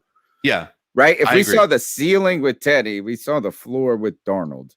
Yeah. And this team is just a completely different bag, and the pressure isn't there. I mean, maybe there is pressure, but for him, it's got to be a relief. And you see the party they threw. Like, I mean, like he's happy, like, to get out of a toxic situation. Last point on G Baby, and then we'll move on to the next call. Is I do understand one thing that he's got one thing going on, and what he is fretting with is life without a quarterback. Yeah. That's what he's dealing with. And that's what we've been dealing with. And I told people this. I told people, go check the tape. It's for all the people that complained about Cam and this and how we need to find a new answer, and Cam ain't it. Having a guy at quarterback that you believe can get it done, whether he's hurt or this or that, is so much more. It's just such a relief in comparison to living in this land of non-quarterbacks. Right? I mean, just go and look around the league for teams who have been searching for decades and decades for their quarterback. Yeah. You know, to where it's a joke is that, like, look at the Bears, look at the Browns, look at the Bengals, look at all of these. It's just a long list of revolving doors of it don't matter what you put around them until we get a guy, we don't got the guy. And so it is. We were very blessed in having Cam Newton, and I really was appreciative of it. And that's why he does mean so much. And that's why also G Baby is still in his feelings so much. Yo, it's your boy, Sports Freak 28, aka Juan Con. I can't say I think this move, the Sam Darnold, the Carolina Panthers, is absolutely a smart move. This is why I think. Hey, Tony, can you hear me? Yeah, my Justin. Tony, his wife is good move. it's impossible. Can you hear that? Not really known for good passers. Yeah, I have no idea what you're saying. Tony! Good Lord. Oh, what a circus. Wave your hands in there. So, chat, what's up with you? Evangelista, I would love to come to Houston, bro. I've been trying to go to Houston for a long time. I got some friends there. Yeah, chat, what's up with you? Yeah, chat. How's it going? Yeah. 100%. Tony. Work out with Bobby Anderson if they were making New York. Tony. No one can hear the call, man. What do you mean no one can hear it? It's so low, no one can hear anything. Is it different than the other ones? I don't know if it's just him, but it's too low to hear anything. All right, sorry. Yeah, my bad. I was plugging up my computer. We're trying to wave at you. Like, hey. I didn't even hear who that was, but thank you for calling. My take. He's called before. He's a really nice guy. Talking about this week, the trade that stopped the world. Yeah, we would. Can you hear it now? I don't. Yeah, I don't love it. It was just his phone. I think either. It's just it's really interesting. It's not a move that you typically see the Panthers make. So I just feel like we're being aggressive, which we're usually not. So I mean, fuck it. Like, we know Teddy's not the guy. And now we're seeing reports that are looking to restructure his contract or move him if we can't get a move to at least restructure his contract or something like that, which, it's whatever. Teddy but now that we got Sam Darnold, we got Joe Brady, two guys who everybody keeps telling us how good they are, but do we really know for real? So this is going to be really, really a make or break a year for Sam Darnold. Everybody's talking about how much potential he has. And yeah, sure, it's coaching, doesn't have the weapons, regardless. But you see a lot of the decisions this guy makes, it just doesn't scream, franchise quarterback to me. Like, I remember literally watching his first game, and I kind of have this internal bias against USC quarterbacks too. So in my head, I was like, this guy's hyped up, man. Like, he's not that guy. Da da da da da. First ever pass in the NFL was a pick six. So I was laughing my ass off, and now he's QB1 for my Panthers. So I guess the joke's on me. But, honestly, this year, it's really like if you see Sam Darnold, if he looks competent and he balls out, does whatever, Sam's having a good season. Joe Brady's 100% gone. He's 100% going to be a head coach next year. But if you see Sam Darnold kind of stink up the place, kind of be what he's been, it's still going to be up in the air. Like, is Joe Brady that guy? Is he the quarterback guru? Is he the whisperer? So I feel like this is going to be a lot more a make it or break a year. Not really make it break a year, but kind of like a show me type year for Joe Brady as much as it's going to be for Sam Darnold. So if anything, man, it's going to be interesting. It's going to be way more interesting or intriguing than it would be if we were coming in with Teddy as a quarterback this year. So, fuck it. Let's just hope for the best. Keep pounding and all that shit. But damn, see, that's a good call. That's my point. That's Yeah. my point with all of this. That's a great call. The worst that's going to happen is it's going to be what we had last year. Yeah, and I think that kind of ties into this comment that I noticed from Tim Estes. He's always in the chat room. Shout out, Tim. He says it's a huge gamble. Don't get me wrong. I'm pulling for Sam because he's in the black and blue, but I don't see it. And you know what? I don't mind that anyone having that opinion. Because, one, we're talking about a restoration project, and we know that that's the case. We know that he has a ton to prove. But just like it was with Teddy Bridgewater, listen, we had a lot of bad shit to say very early on about Teddy Bridgewater and the kind of player that he is. But damn it, we wanted to be proven wrong. We wanted Teddy Bridgewater to shut us up so that way the Panthers can be good and win. And that's what we're saying. Give Sam at least a chance to prove it. Because what I'm saying is Sam Darnold has a much higher ceiling than Teddy Bridgewater has ever had. Listen, go back and watch Teddy Bridgewater's pro day. The guy was putting on gloves, taking off gloves. Like, he had one of the worst pro days of all time. Okay, he's never been a high-end talent. At least you know that with Sam Darnold, you have the potential to build around a player that does have the traits that you want from the position. So you don't have to love it. You don't have to believe in it. Just give him a chance. There's one difference. There's one other difference too, is between a guy who has the ability, who hasn't done, like, the capability. He has the capability and the ability, but hasn't done it yet, versus someone like Teddy, who, yes, he can only be so bad, but he can only be so good. And the thing I think with Darnold for me is that he's played basically 3 seasons, one of those seasons on a team that was trying to lose intentionally at every turn. It seemed like it just dysfunction. I guess the idea is can people get better, right? Can a player improve? And at this age, I think I'm not ready to say his career is over yet. For Teddy, where can Teddy get better? And it's kind of like you can't teach speed, right? And so Teddy's problem isn't turnovers. Teddy's problem isn't calling the offense and running it. Teddy's problem is just a lack of physical arm talent and the gusto and the bravado to throw the ball down the field. So you can't teach him to be stronger, but maybe you can coach up this kid to be less foolish with the football. All right, let's keep plowing through these goals. Hallelujah. Finally solved our quarterback issue. By the way, it's Joey.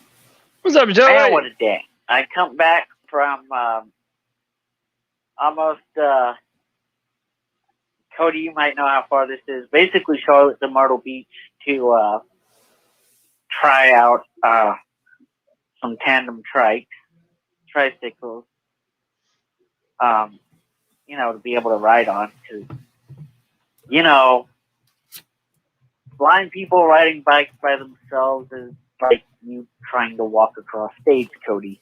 But anyway, so we do that. We finally I just don't do it? Excited. We get home and I finally get laying on my bed, brought out my big fat ass, And then I hear on YouTube, Sam Darnold traded to the Carolina Panthers. And really, yeah, I thought it would have been cool as hell to have Deshaun Watson. And yeah, I thought it would have been cool as hell to have all these other shiny new picks. But Sam Darnold is basically a rookie because he hasn't been playing on an NFL team for the last, for the first I don't know how many years of his career. So he goes from Adam Gase, that idiot that somehow convinced the Jets that he's worth a shot.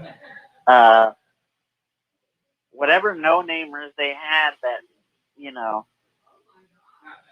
probably, well, no, they'd been on one NFL team, the Patriots, because Belichick likes those kind of jackasses. But anyway, he had all those kind of players. I can't even name anybody on the Jets. That's how much of the nobodies he had. But he goes from that to having Matt Rule, Joe Brady, quarterback from the offense, by the way. He goes having having Joe Brady, Matt Rule, CMC, really good wide receivers, a decent offensive line that can hold its own, and he's got a shot. I'm really happy. Anyway, guys. Wow. I like that. I like that a lot. As Joey gets more confident, he holds that pause a little bit longer before he lets that growl go. I'm into it. Shout out to my fellow handicap, Joey the Blind Panther Esquivel. Yeah, listen, because of the newness of this whole thing, I was checking the sports media talk shows today just to kind of, get a lay of the land, just see what people were saying. And I'll be damned if Colin Cowherd, of all people, didn't make a good example in his little opening dialogue this morning. He said, how many other times in life is a person judged off of how good they were at the first job they ever had? Like, what was the first job that you've ever had in your life? Did you want to stay there that long? Did you love what you did at your first job? Were you the greatest at the first job you've ever had? No, probably not. And it doesn't define you either. That's what I agree, man. And this is kind of the point I was making yesterday is we have such a instant gratification kind of mindset when it comes to a lot of things in life. But I really feel like this has infiltrated football so much. And maybe it's a result of fantasy football as well. But yeah, my father-in-law used to has always said this. It takes you 5 years to get good at your job. Like, and that's if you're talented at it. And not to say that what your work that you've done in the previous 5 years isn't good work. That's not the point either. Right. But for where you feel like where you're at your A game. And there is so much pressure put on these young players. They come out earlier and earlier at a younger and younger age with less preparation, less time, less practice, and into almost impossible situations. And the Jets have been such an impossible situation. I like Todd Bowles. I did like him. It was just the Adam Gase. Everybody knew that was a disaster from the beginning, right? So it really is hard to judge. It's just hard to condemn him entirely at this point and to write him off. But I do think it's fair for fans to be, reluctant to just being like, this is going to fix it. Right. And I understand that point as well. And I think the good news is this, and I continue to say this, is there's a big difference between Sam Darnold and Teddy Bridgewater, and it's a way of acquiring them that was the difference. 3-year deal, financially committed to Teddy Bridgewater. And I saw somebody writing this. Who was it that wrote this? And I would 100% disagreed with them. And they were talking about how Sam Darnold isn't a long-term solution. he's a lotto ticket. I agree with that kind of part. It's like if it works, it works. If it doesn't, no big deal. You weren't counting on it for your income. But he, in this article, and I think it was on Cat Scratch Reader or somewhere like this, maybe it was Cat Crave, that said that Teddy Bridgewater was like, they went into it thinking that they could be done with him after a year. And they were done with him after a year, but not financially in a position to be done with it. They're taking a big, giant hit financially because of a miscalculation with Teddy Bridgewater. This does not run the same financial risk, but it does run the same risk of success, I think. All right, let's keep going through with these calls and powering through. I'm doing it as fast as I can for my man, Cody. Hey, guys, this is Tyler from Spruce Pine. So there may not be too many calls about it since the news broke on a Monday, but I'm calling it Monday night about the Sam Darnold trade. Initially, I was a little pissed off at it because I, like probably everybody else, was kind of hoping that we would trade into that number 2 spot and grab Zach Wilson, or, you know, by a miracle, some quarterback would fall to us. But we can't count on miracles. And I think also you've got to look at Scott Fitter is a brand new GM. I don't know if he's going to want to trade 3 future first-round picks.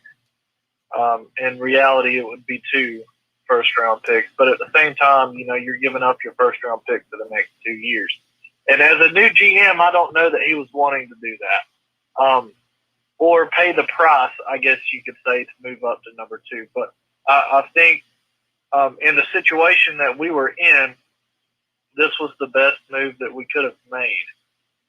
Sam Darnold's only 23 years old. He's got upside. You know, he's got talent. How much talent, I don't know, but I guess it's enough to be drafted at number 3 overall, I think is what he was. And I'll look at it this way. Anything is better than Teddy Shitwater, you know? So I'm not mad about it. I'm just glad that we're not going to be watching next year Teddy Shitwater as our quarterback, because I don't know if I could have handled the whole season with it. I really don't. Not only that, but I saw an article posted, I think it was on The Athletic, that said Fitter told Bridgewater that he would either be traded or they would bring him back on a reduced contract, which means, you know, screw it, we'll cut him and we'll take the dead cap hit. So it's not even a quarterback competition. Sam Darnold has the job. And I know he's got some injury history. And I think best case scenario, he plays really well and balls out kind of like Tannehill did when he went to Tennessee. But worst case scenario, we're average. And an even better scenario, he sucks, gets hurt, we play Will Grier for the rest of the year and end up with the number 1 pick. So we have options, I guess. I hope he pans out and does well. And the fact is that he was just on a shit team, and it comes to fruition. So hopefully he plays well with us. Yeah, I think, again, back to a lot of points we've been making with the options, very important for us, is that it really opens the draft up for us beyond having to pick a quarterback or just also punting on the year entirely.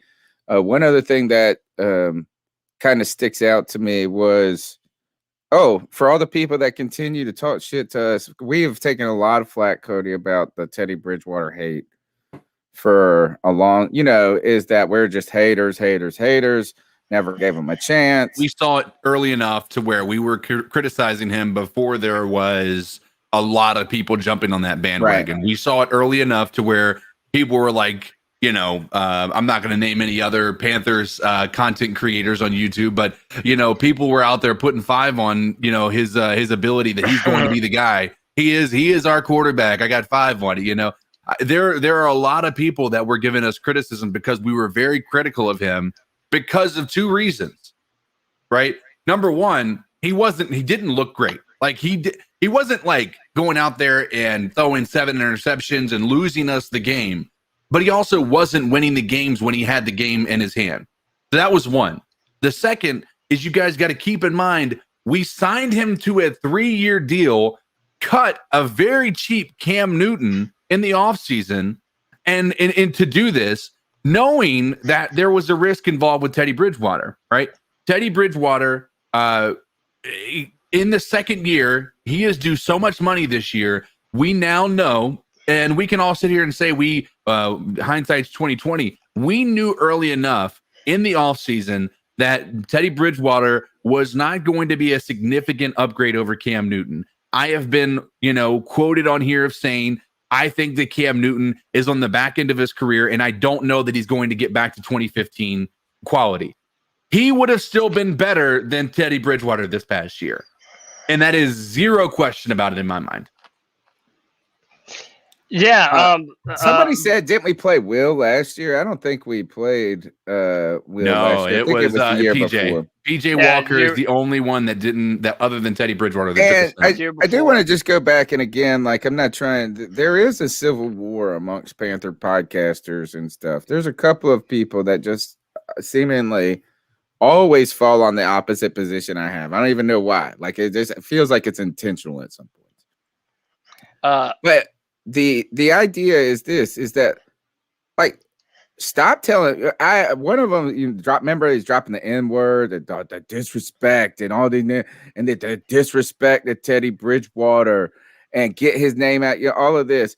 Well, you know who's disrespecting him more than fucking anybody is the Carolina Panthers, not us. They just cut. If Sam Darnold is such shit, they just told Teddy Bridgewater they would rather eat this shit than deal with your shit. Bro, he said Teddy would have dove on that fumble in the Super Bowl. Oh, God. Crazy. Hey, real quick, I wanted to highlight this this comment, if I can find it here again, because I think that it was a really it was a good comment to highlight, and of course now I can't find it. But shout out to Richard's Outdoor World. He brought up Jim Plunkett. And, dude, I'm no football historian, man, so I don't even know who Jim Plunkett is. So I just looked it up, and a part of his Wikipedia is he achieved his greatest professional success during his final 8th season with the Raiders franchise, whom he helped win 2 Super Bowl titles. And shout out to Richard's Outdoor World for bringing that up, man. It's not like this hasn't happened before. Brett Favre, nobody remembers what Brett Favre did for the Atlanta Falcons. Nobody remembers what Drew Brees did for the New Orleans Saints. Or the Chargers. Yeah, right, for the Chargers, mind you. This has happened. He went 11-5. Nobody is going to ultimately remember anything that Ryan Tannehill did with the Dolphins, okay? It is possible for a player to rejuvenate their career. Let me tell you this, man. If any of the quarterbacks in this year's draft, yes, I include Trevor Lawrence as a Clemson fan, if any of these players go to the wrong spot, they could easily be with a football team that wouldn't put enough talent around him and could get him absolutely killed. So, again, also think about what if Zach Wilson went to the Jets and Adam Gase was still the quarterback, coach? Yeah, the only reason that we don't think that the Jets are dysfunctional anymore is because they got Salah, they've moved on, and they're trying to shed their evil ways. In the past, it seems like. But there's been nothing that suggests that they're not dysfunctional anymore, right? The only reason we think Jacksonville isn't a disaster right now is because they've accumulated so many draft picks and money, and now they got Urban Meyer and this and that.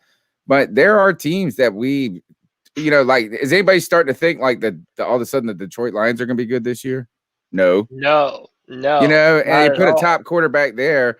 And, you're right. It's got to be a marriage of talent and situation a lot of times. Yeah. Talent, situation, opportunity, and seizing the moment and capitalizing and achieving on that talent. Talent only takes you somewhere. The difference between some of these guys is, maybe, to be honest, is Tom Brady doesn't have the talent that some of these other guys is, but he's capitalized on his moments. Drew Brees maybe didn't have the talent that some of these other guys, undersized, different things. Russell Wilson, right? Some people got the gamer gene. Yeah. And so, you know, it's a lot of different factors, and that's what there is intrigue. One of the callers said it earlier. There's going to be some intrigue here going forward to see what happens. And All right. he also said Jim Plunkett was a top draft pick also, and had no success with his first team in New England. So it's not unprecedented. All right, next call. I don't have to watch Teddy fucking Bridgewater play one more goddamn snap for the Panthers. One more fucking drive, you would have snapped DJ Moore's ACL in half. I am just glad to have that man out of here. I don't care about your feelings on Sam Darnold. You at least have to appreciate that we're not going to see fucking Teddy Bridgewater, which is what we might have seen under fucking Marty Hardy. I wouldn't be surprised. But listen, I like Sam Darnold. A lot of people are probably going to be upset by this. I like the move. I think he's got a great arm. I mean, what are your other options? You could get Mac Jones. Fuck that. You could fucking you could trade up and give up a bunch of stuff for an unproven guy. And if we could even trade up, I don't even think the 49ers, the Jets, the Jags, the Falcons, I don't think we're going to get any of those picks. So I don't think we're going to get any quarterback in the draft. God knows I don't want to roll with Teddy Bridgewater. And as much as I love P.J. Walker, I mean, I was the first one calling in here. I love the guy. I fucking hope he does great things. But Sam Darnold's the better quarterback. And what? We really gave up a second round pick and some garbage and plus some garbage shit. I mean, I love the move. I'm excited. Robbie Anderson, Joe Brady. We're gonna get fucking Panay Sewell. We're finally gonna have a left tackle. And even if it doesn't work out, he's got 2 years on a rookie deal. We can just get rid of him. And I'm excited. I don't know. I don't know. There's probably going to be some pessimism out there. I'm excited for Sam Darnold. I really think we could do something special, and I think he has enough potential to really do something here in Carolina. All right, boys. Love the podcast. While Tony pulls up the next call, I have a question for you, Cody. I know you haven't done a lot of deep dive. What do you feel like is the upside? What is the ceiling for Sam Darnold? Like, what would you is there a fair comparison for any quarterback, past or present, that you can say this is what we hope he can be? Kirk fucking Cousins. No. You know what's funny? I actually, and it's not just because of the Adam Gase thing, I might even say a guy like Ryan Tannehill. I think they're about the same height. They're shifty. You're not necessarily going to run a lot of quarterback power with them. But if you build the offensive line around them and set your offense up to take some well-timed deep shots, dude, Sam Darnold can do that. And I think Tannehill could do that as well. So do you think that's the upside? Like, is that what we hope he is? Or do we hope he is, like, is that the ceiling for him? Is that the best you think he is going to be? I sure hope not, because I am not. I think Tannehill is still a middle of the pack quarterback. I don't think he's great. You are. I think he's better than obviously Teddy Bridgewater, but I don't think he's on the back half of the quarterbacks. But I don't think he is far from the middle. Like, I think he's very close to being middle of the pack quarterback. So I don't want a middle of the pack quarterback, because a middle of the pack quarterback, if you don't have every piece, like the Titans have had pretty much every piece every year since Tannehill's been there, and they've been able to succeed. Isn't it a hard question in some ways? Is that we really need to see him on a different team. Yeah. We just need to see him on a different team. If he goes, and this will be very interesting too, is that if he comes out there and looks composed, is running the offense effectively, as in the play calling, it seems like everything's going right. Yes, there's some mistakes, but it doesn't look like they're completely off page or whatever. I got to wonder those were all the things that everybody told me was awesome about Teddy Bridgewater. Right. Yeah. It was like, oh, well, he runs the offense, a brand new offense. It's a very complicated offense. He knows all this shit. He's like no, is that like, I just want to know how much is that where we just continued to say that, and how much of it was just him doing what he was kind of supposed to do, how much latitude. We'll see. It'll be an interesting thing. We will get to see a big juxtaposition between Darnold in New York and in Carolina, right? So we'll be able to learn a lot about him, but we'll also be able to learn about what what was Teddy Bridgewater's strengths and limitations, as well as this coaching staff's strengths and limitations. And I'll be very interested, Cody, to see what looks different about the offense. Yeah, is that we talked about 100%. this. Is I continued to say, you kept telling me how great Joe Brady was and LSU and this and that, and I was like, he's got to prove it here. He did put together a competent enough season for me in his first year at his first job, where I was I was very happy with it. But at the same time, there wasn't anything very special to me about it. It was just a lot of dink and dunk. They used the pass game like a run game. And a lot of that felt like it was also, and you kept telling us, he's not using a tight end because he doesn't know how to use one. He's not using one because he doesn't got one. He's not throwing the ball downfield because he doesn't want to take shots. It's because he's not able to do it. Yeah. Right. And I said on Twitter today, I think that you are going to see the full dearth of Joe Brady's offensive playbook this year, because everyone wanted to blame Joe Brady. Oh, what's with this offense? And I always said it was on Teddy Bridgewater. There were plays that were schemed open that Teddy just missed, or even worse, flat out refused to throw. And it was unacceptable. So I don't think Sam's going to have that problem. And I also think one of the things that you're going to see a lot more is you're going to see the Panthers move Sam Darnold out of the pocket, because that's something they did a lot with Joe Burrow at LSU. And so, by the way, CK, you asked me who I would compare Sam Darnold to. My first initial reaction from a physical standpoint was Joe Burrow. From a physical perspective, Joe Burrow doesn't have a cannon for an arm. He has a good arm. He trusts his arm. He can make the throws, but he doesn't have an absolute bazooka like Josh Allen or Justin Herbert. I think that once you put Sam Darnold in an offense that's able to scheme their receivers open with guys that get separation downfield, I genuinely do think you're going to see Sam Darnold take a Joe Burrow-like jump. At least I think he has the potential to do so. Don't you think he's more mobile than Joe Burrow? I mean, they're both about the same. They're both mobile. They can both take off and burn you. Really? Joe Burrow can? I thought he was more of a standard pocket guy. No, even last year with the Bengals, he ran in for some touchdowns. All right, I'm going to play the next call. I want you to think about this as we're listening to a call. You got to listen to the call and think about what they're saying. When did things officially sour with Teddy Bridgewater and the Carolina Panthers? I have an idea, I think, of the exact moment that they did.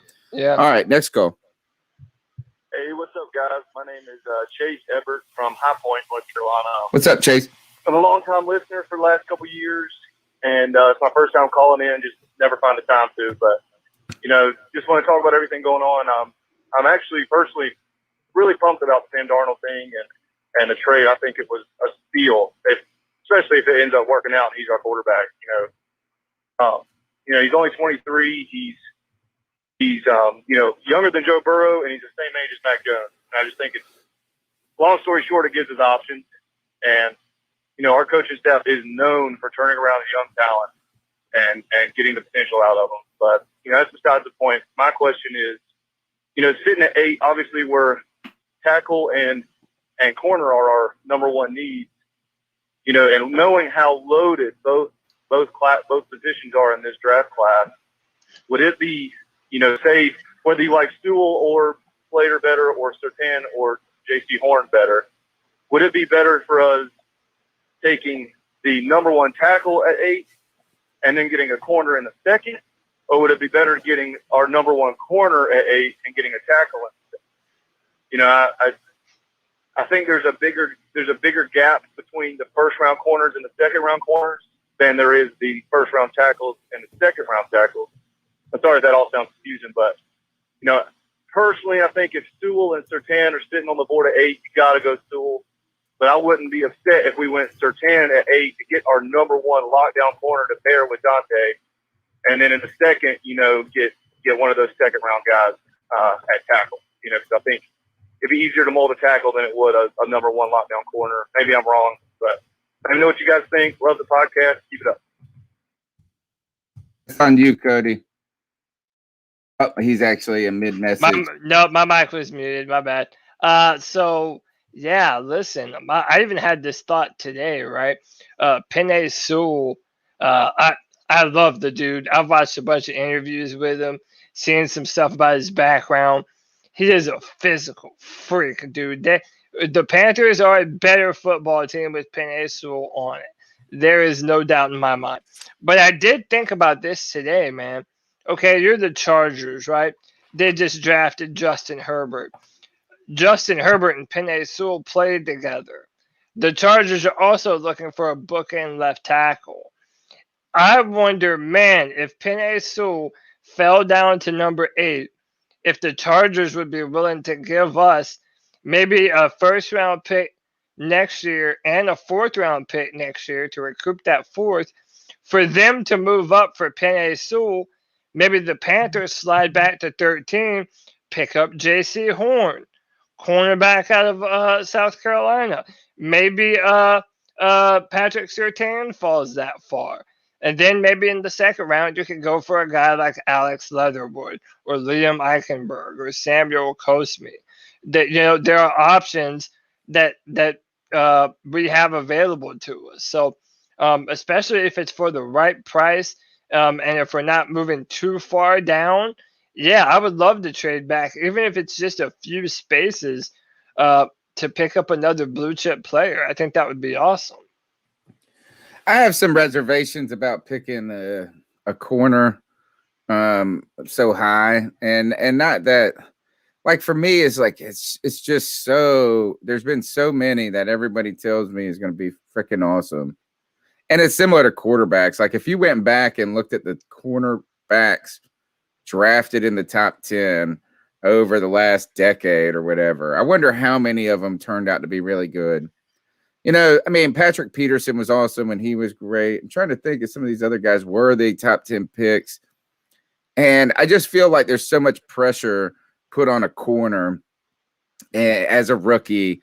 It's a hard position to learn, I think. There's so many factors. You're going up against guys like Julio and this and that, and you're going against their best player all the time. You're trying to learn the game. So it's easy for me to be disappointed in that. I just want to build an offensive line. I feel like our defense is going to be able to get pressure enough that our corners will be able to be okay. But I do look is that either way, we're going to add a blue chipper, and either tackle or corner is something that we've had such a big need for a quality player. We just haven't invested in. Right. So that's what excited. I asked you guys, when do you think the moment about Teddy Bridgewater and the team soured entirely? I still think it goes back to that game. Do you remember in the post game where he was like, well, the play didn't get called in right.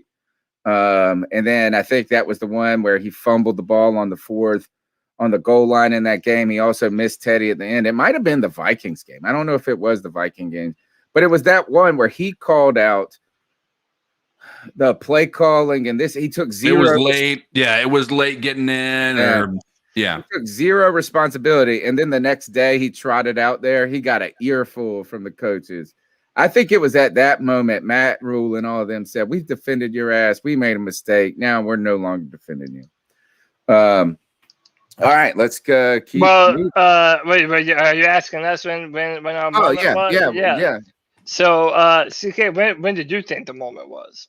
That's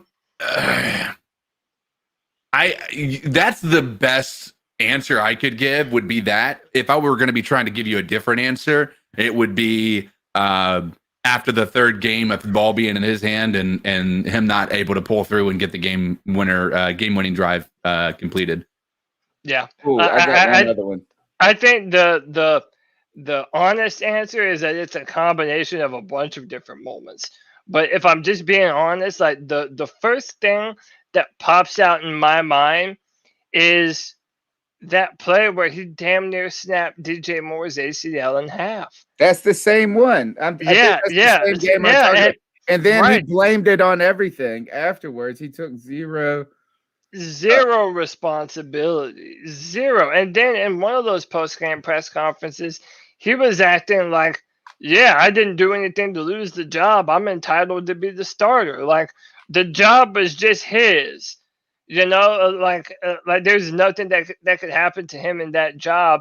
And the fact that he would put it on the play call, not coming in, him checking out of the throw to go into a run, dude, just nonsense, man. There was one other moment. Do you remember? And it was a game winner. It was a game winning opportunity where Joey Sly actually missed the kick. And somehow we were able to move from the 20, and it was going to be a 63-yarder or whatever. And he was just throwing it over the middle the whole time, these short passes. Yeah. And yeah. in the press conference, Matt Rule says, that's not the kind of football I want to play.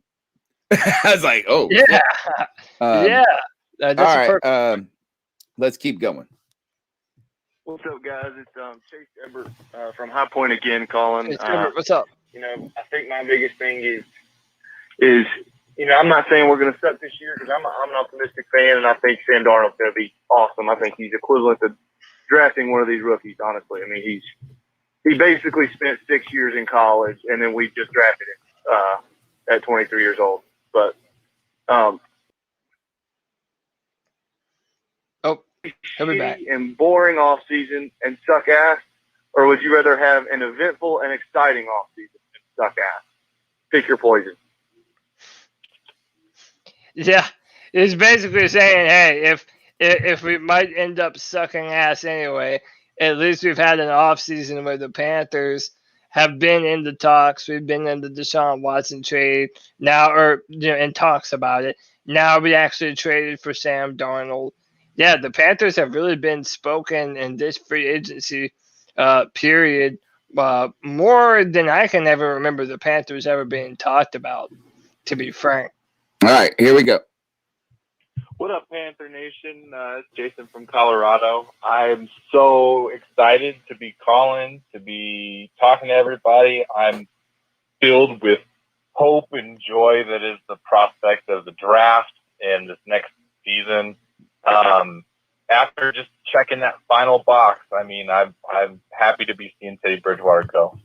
The most important thing that I need to talk about is in regards to our new quarterback, Sam Darnold, who is the descendant of the legendary American athlete, Dick Hammer. So we have the spawn of Dick Hammer as our quarterback, and I think that should make some excellent T-shirts. But anyway, I do think that Teddy can be traded. I think that Teddy I think that people know that he's good enough to be a backup. I think he's proven that he's good enough to be a backup. And I think that's what our greatest criticism has always been. I don't know if his psyche can handle that reality. He seems to think that he's a starting quarterback. Will he be, able to give an organization 100% if he's in a backup role? I don't know, but that's for somebody else to decide. But basically, because of the guaranteed money that we have a serviceable backup quarterback who's already getting paid a buttload of money. So I could see a team, being willing to trade a pick for him in that they don't really have to pay him very much. They might be able to even get away with paying him the league minimum because he's already getting paid $20 million from the Panthers. So I could see a team rolling the dice on that, especially maybe San Francisco called about him earlier. They may not, they've already traded away a bunch of draft picks, but if we could get a third for Teddy, holy crap, that'd be amazing. For a fourth round, even I'd take a fifth round. Not happening. Draft cap, Not happening. To take. I don't like TK's idea of giving up a pick to offload a contract like the Rams did with Goff, but it could happen. I think that's the only way that it's going to happen, unfortunately. I wonder what you guys think about Adam Gase. Like, do you think that he's completely incompetent, or is he like the Grim Reaper of football teams? Like, do teams bring him in when they know that they're going to have a rough season so that he can, behind a mask of incompetence, give basically give a team no opportunity to succeed in order to accumulate draft picks, trade out the players that you have, and successfully tank an organization. Because I look at Miami, they're already on an upswing. And they're set up for the next couple of years with draft picks. The Jets are stacked with draft picks. All right. Well, that's a wonderful segue. Thanks, Jason from Colorado, for your call. Followed up the conversation. The last part was about, I guess, the disaster that is Adam Gase and how much of that is a factor in Sam Darnold and just destroying teams. And we've got a wonderful resource to help us be informed in that. Scott Mason, Play Like a Jet podcast. How'd you guys do in your Final Four of Jets podcasts? I saw a lot of Panther fans giving you guys some love.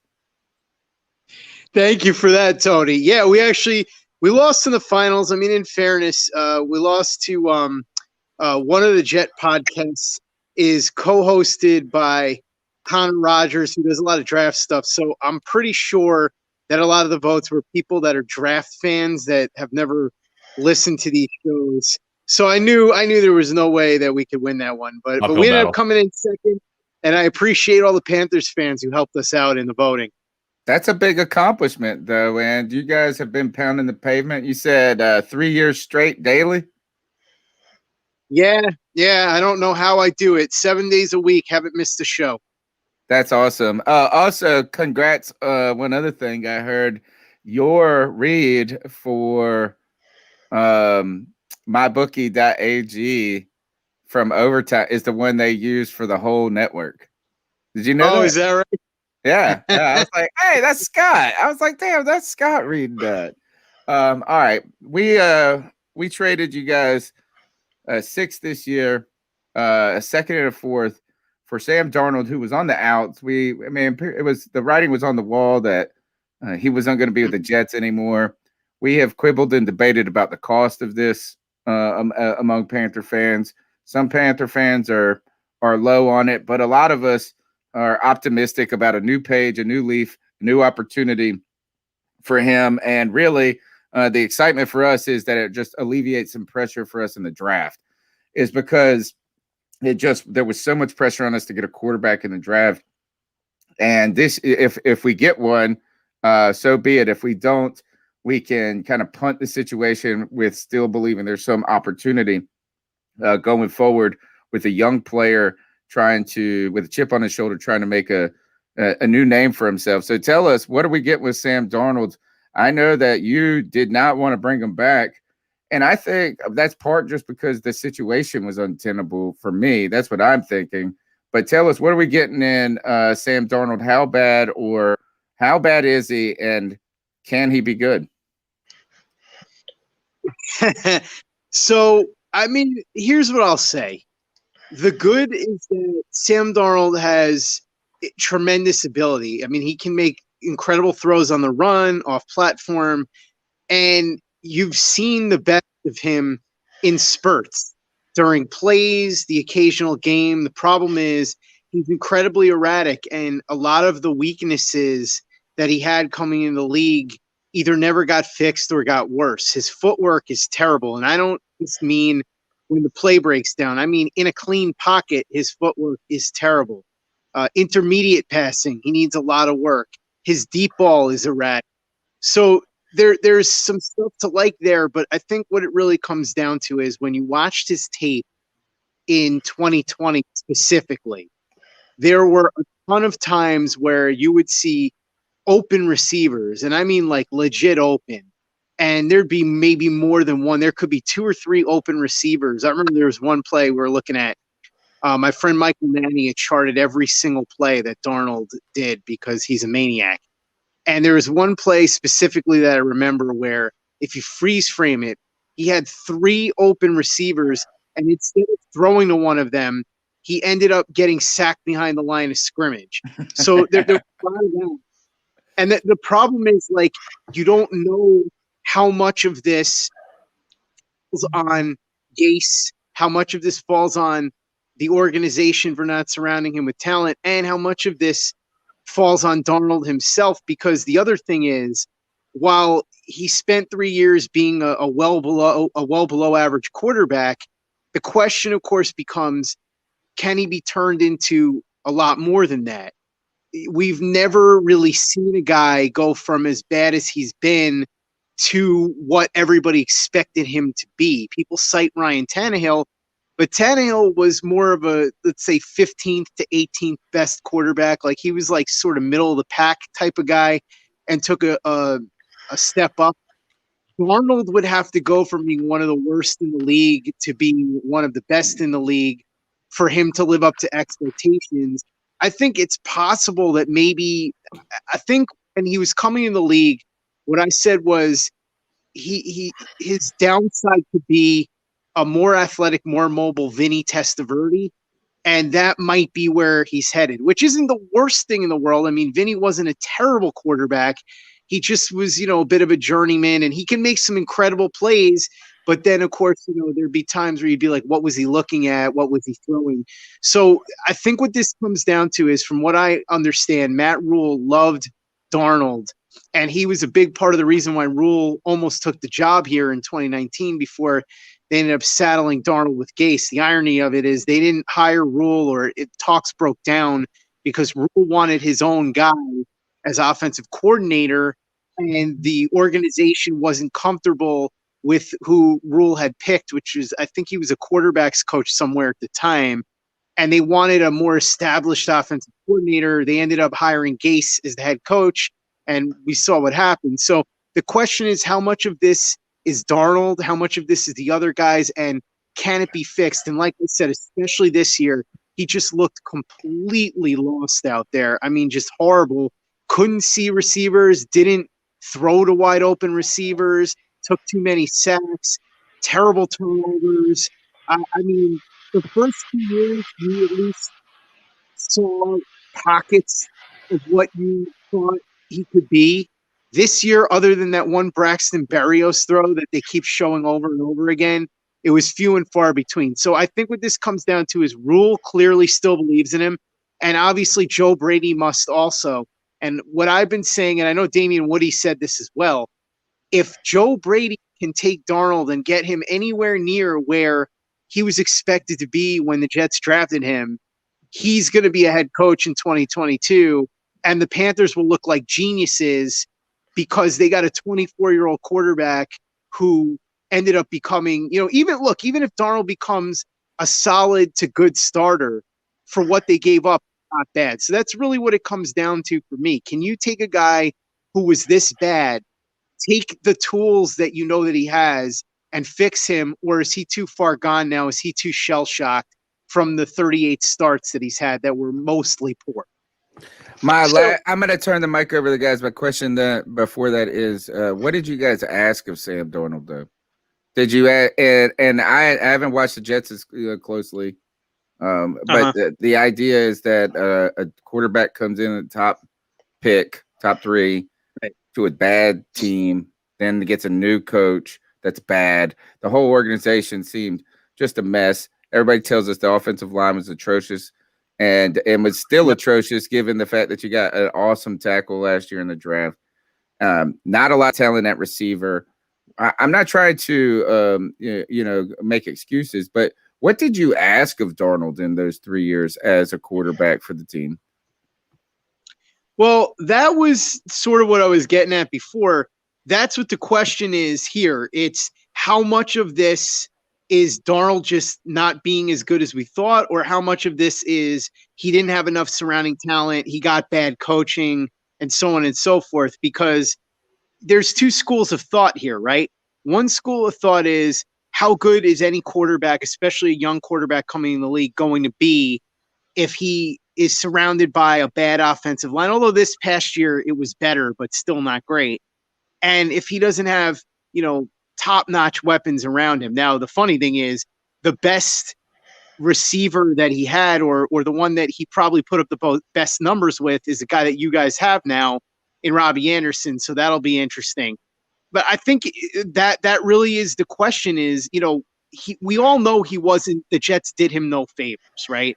They didn't put him in a great position to succeed. As you said, the O-line, especially his first 2 years, was really bad. The receivers, I mean, I'll put it this way. They weren't great. They weren't necessarily as bad as some people have said, but they weren't really all that impressive.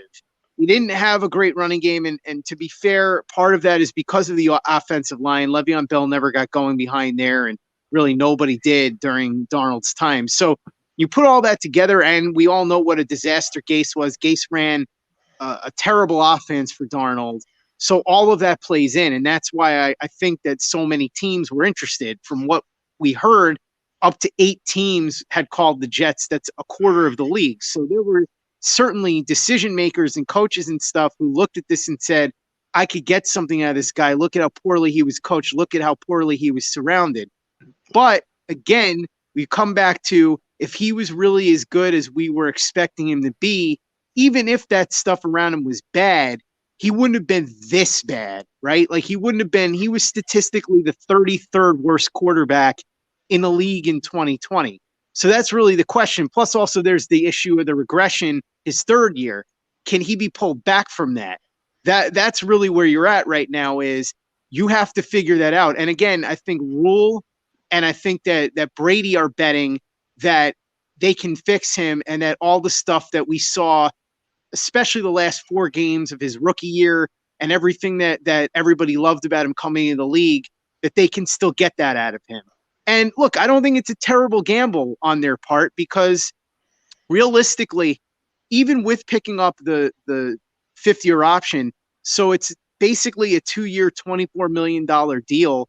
It's not a terrible flyer for a guy with Darnold's kind of talent, especially since, as you said, Tony, if you go into the draft, odds are that you're not going to be able to get one of those quarterbacks. And I'm sure they made that calculation. That's why they made this move, because if they felt like they could get one of the quarterbacks they wanted, they would have just done that at number 8. Or if they felt like they could have moved up, they would have just done it. So the question is, would you rather have Darnold or maybe like Kellen Mond in the 2nd round? And I think most people would say Darnold absolutely has more talent than somebody like Kellen Mond. So you get him on a 2-year trial. If Brady and Rule are right about him, then you guys are well on your way at quarterback, because he's only 24. If they're wrong, all right, well, you didn't have much right now, because I know, Tony, you can't stand Teddy Bridgewater. And look, my thought on Bridgewater is I wouldn't mind having him back here as a backup for the new guy. I think he's a steady Eddie. He's not going to kill you. He's not the guy that you want to hitch your wagon to in 2020 or 2021 in the passing game, because he's pathologically conservative. Somebody once said he's almost like the illegitimate child of Alex Smith, the way he plays. So I think when you think about it from that perspective, if you're the Panthers, this wasn't a bad roll of the dice. It really wasn't. And I wanted to kind of pinpoint on Adam Gase for a minute. I think you can admit, as well as any Jets fan could, Adam Gase is especially terrible at his job. Yeah. I mean, it is literally known that players leave his coaching tutelage, go somewhere else, and dude, they just start living their best life, man. They're out there making plays, and just, it's like they have a new life that pops up into them. My question is this: how much of Sam Darnold, you said there was a play where there were 3 receivers open, and he just didn't hit any of them. Well, I never saw that on his film at USC. I mean, yeah, he missed some throws here and there, but for the most part, Sam Darnold, his issue was just being reckless with the football. Not necessarily being inaccurate, but just throwing into double coverage, holding on to the ball too long. But inaccuracy wasn't ever really Sam Darnold's thing. So to hear you say that he regressed in 2020, to me, that kind of seems like further evidence that he didn't have a quarterback coach. He was under Adam Gase, and he didn't have a ton of perimeter weapons.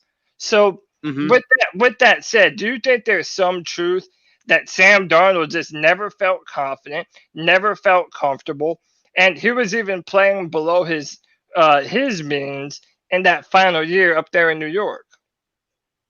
Oh yeah, there's no question. But that really comes back to what I was saying. We know Gase was terrible. We know that Gase didn't do anything positive for him and really did a lot negative for him. We know that the front office didn't do a lot to surround him with anything more than, at best, talent. Because I would say the receiving core, when those guys were healthy this year, Mims, Perriman, and Crowder, it's not great, but it's not the worst I've ever seen. Or even when it was Crowder and Robbie Anderson last year, again, not great, but I've seen worse. But the question is, can Darnold be salvaged from what he's been turned into what people thought he could be when he was at USC? Because like you said, he seemed much more decisive there, and he just seemed a lot of times to be shell-shocked. And like I said, if you go and look at his 2020 tapes, 2018 and 2019, there was a lot of, I guess you would say inconsistency. There were some times where he flashed and you're like, wow. And then there were times where you're like, oh, what was that? 2020, there were very few flashes, and it was like 95%. Oh, what was he doing right there? So the question is he a guy who can still have that potential dragged out of him and become a good quarterback? Or is he just a bad quarterback who flashed? And that's kind of what has to be figured out here. Again, this is the gamble that Rule and Brady are taking. They're taking the gamble that Darnold is actually a good quarterback who had all these bad circumstances, and that's why he didn't play well, as opposed to, bad circumstances, but also Darnold wasn't good. So that's really what this comes down to. It all comes back to, how much do you believe that the player can still persevere after 3 years of subpar performances, and how much of it was his fault? How much of it can a new coaching staff and new weapons fix? What was wrong with when you said Gase didn't have the right offense for him? What was wrong with it? I mean, there were a lot of times, if you looked at, there wasn't a lot of motion in the offense for starters. In fact, there's practically none until we saw Dowell Loggins, the challenge flag master, take over for a couple of games, and magically we saw a little bit of that. There was also Darnold's biggest strength is him being able to get out on the move. And a lot of times Gase would try to have him in the pocket, and that generally wouldn't go as well. He's also somebody that, when things were going poorly in 2019, as an example, they should have leaned a lot more on Le'Veon Bell as a receiver. And I don't just mean catching balls out of the backfield. I mean, physically using him as a receiver in mismatches. They never did any of that. They didn't do Darnold any favors by heavily relying on Frank Gore getting, 2 yards per carry or whatever like that, and putting a ton of pressure on Darnold to be in a lot of these 3rd and long situations. I think in 2019, he might have led the league in 3rd and longs. So there were a lot of things that Gase did that just didn't play to Darnold's strengths and put him in very difficult positions. So there's no question at all, and no Jets fan would say otherwise, that Gase was terrible overall and terrible for Darnold. So that's one thing that I guarantee you was a big part of this conversation with Rule and Brady and the general manager there, Scott Fitterer, who, by the way, the Jets almost hired instead of Joe Douglas. I heard they really liked him. He might have even been their runner-up for the job if Douglas hadn't taken it. But I'm sure those conversations included, okay, we've watched his tape, and we can't believe how badly Gase misused this guy. If we use him A, B, and C, we think we can get much better production out of him. Is it really true he didn't have a quarterbacks coach? Yeah, Gase himself was the quarterback's coach. He had Dowell Loggins as the offensive coordinator, but Gase really did everything himself. So at one point, Gase turned the play calling over to Dowell Loggins toward the end of the season, but he took it back at some point too. He had no quarterback coach. That was an ongoing joke. We were saying, how could you be that foolish and that stubborn that this guy is so bad and you're supposed to be a quarterback guru and you don't see what's right in front of your face, that you need a real quarterback coach? It was embarrassing. Scott, let me ask you this, and this will probably be my final question to you about Darnold. Just give me your honest opinion, man. Don't tell us what we want to hear. Just, if you had a gun to your head, your honest opinion, does Sam Darnold turn it around in Carolina? here's what I'll say. As a Jets fan, as Tony said, I did want the Jets to move on from Darnold, but there's a couple of reasons why. The first one is that the Jets are picking second, so they have the opportunity to get a really good quarterback prospect now. If they brought Darnold back on the final year of his deal, then you don't know if he's bad, what happens then, or even if he's better but not great, then you don't know what to do. Yeah, exactly. Yeah, you don't know what the quarterback class is going to look like, and you also don't. Let's say Darnold improves, but not a ton. Do you extend him? Do you let him walk? What do you do? So they were going to be in a tough situation. I thought because of where they were picking, absolutely, it was time to move on. Now, what I had also said, I think, Tony, last time we talked was if the Jets were, say, sitting at number 12, right, I would say roll with Darnold because you're not going to get one of those top prospects without giving up an insane haul like the 49ers did, right? And at that rate, you're like, okay, new coaching staff, new system. Let's see what he can do. Maybe he's not going to be an elite quarterback, but maybe he can get to middle of the pack. And that's kind of what I think might happen here. I think he's definitely going to be better. No question. There's better weapons. And I'm not saying Joe Brady. I think Joe Brady's gotten a little too hyped, but he's clearly a million times the offensive mind that Adam Gase is. So I think between Brady and Rule and the weapons around him, especially Robbie, because he's very comfortable with Robbie Anderson, and a better offensive line and Christian McCaffrey, if he's healthy, you'll see an improved Darnold. Now, the question for me is how much improved is he going to be? That's the same what we're asking too.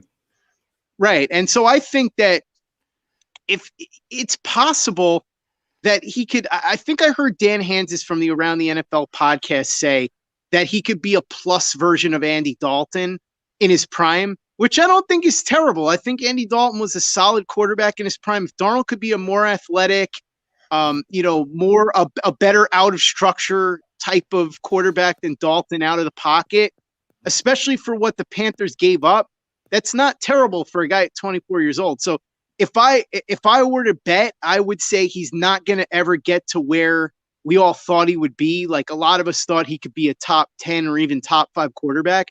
I don't think that's going to happen. But I do think that with the right coaching and the right weapons around him, there's at least a chance he could be maybe what like Miami version of Ryan Tannehill was, like a top 15 to 20 quarterback. And again, if that happens, he's better than what you had with Bridgewater, and he at least gives you something to work with. And maybe from there he can get even better. So look, I don't know. I think there's also a fair chance that he's just too far gone.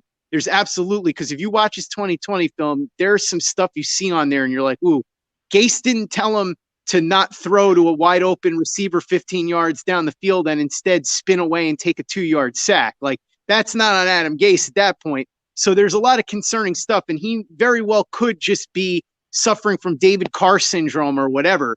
But that's the scariest thing that you could hear. Yep. Because that guy was good, and he got sacked 73 times. And he went like I firmly believe if he's sitting in the movie theater and big fat men walk in, he pees his pants. Like I mean, he sees big fat guys and he is in fear, bro. And he was ruined. He was ruined. There was no coming back. It was like the kicker from Tampa Bay that they drafted. Yeah, and he got the yips. Yep. It's just like that is a tough question. It's like we better get a sports psychologist on the show. To figure it out. CK, you got any questions? Because I only got one left, and we'll get Scott. I know he's got a lot of work to do still. Yeah, I wanted to, first start out by saying I think that this was, and I think a lot of people will agree, a win-win for the Jets and the Panthers, right? The Panthers didn't have to sell the farm, like give up 3 years of draft picks to move up for a quarterback that still very possibly could not, might not work out. Or take time, or take significant time to work out. Exactly. And what we did instead is we are still taking an equally, if not, less likely gamble, right? It's not as impactful for our bottom dollar, but it's also not as likely to pan out as the top 5 quarterback in the draft is. But we didn't have to mortgage our organization for the next 3 years to do so. So I think that made a lot of sense. But my question is more about the compensation you did receive. There's a two-parter here. Number one, Mhm. are you satisfied with the compensation you got as a Jets organization? Or if you are, if you are not, what would you have preferred to see happen, or were you expecting even less? And then the second is, are you mad that you guys didn't get the trade? Would you have been pissed off had you traded back like the Miami Dolphins did for a similar, if not better, haul? All right. So first part of that, I'm definitely happy with what they got. I wasn't so sure they were going to get a second rounder. My friend Nick Spano over at U Stadium was insisting all along that his sources within the Jets were telling him that they were confident they were going to get a second rounder.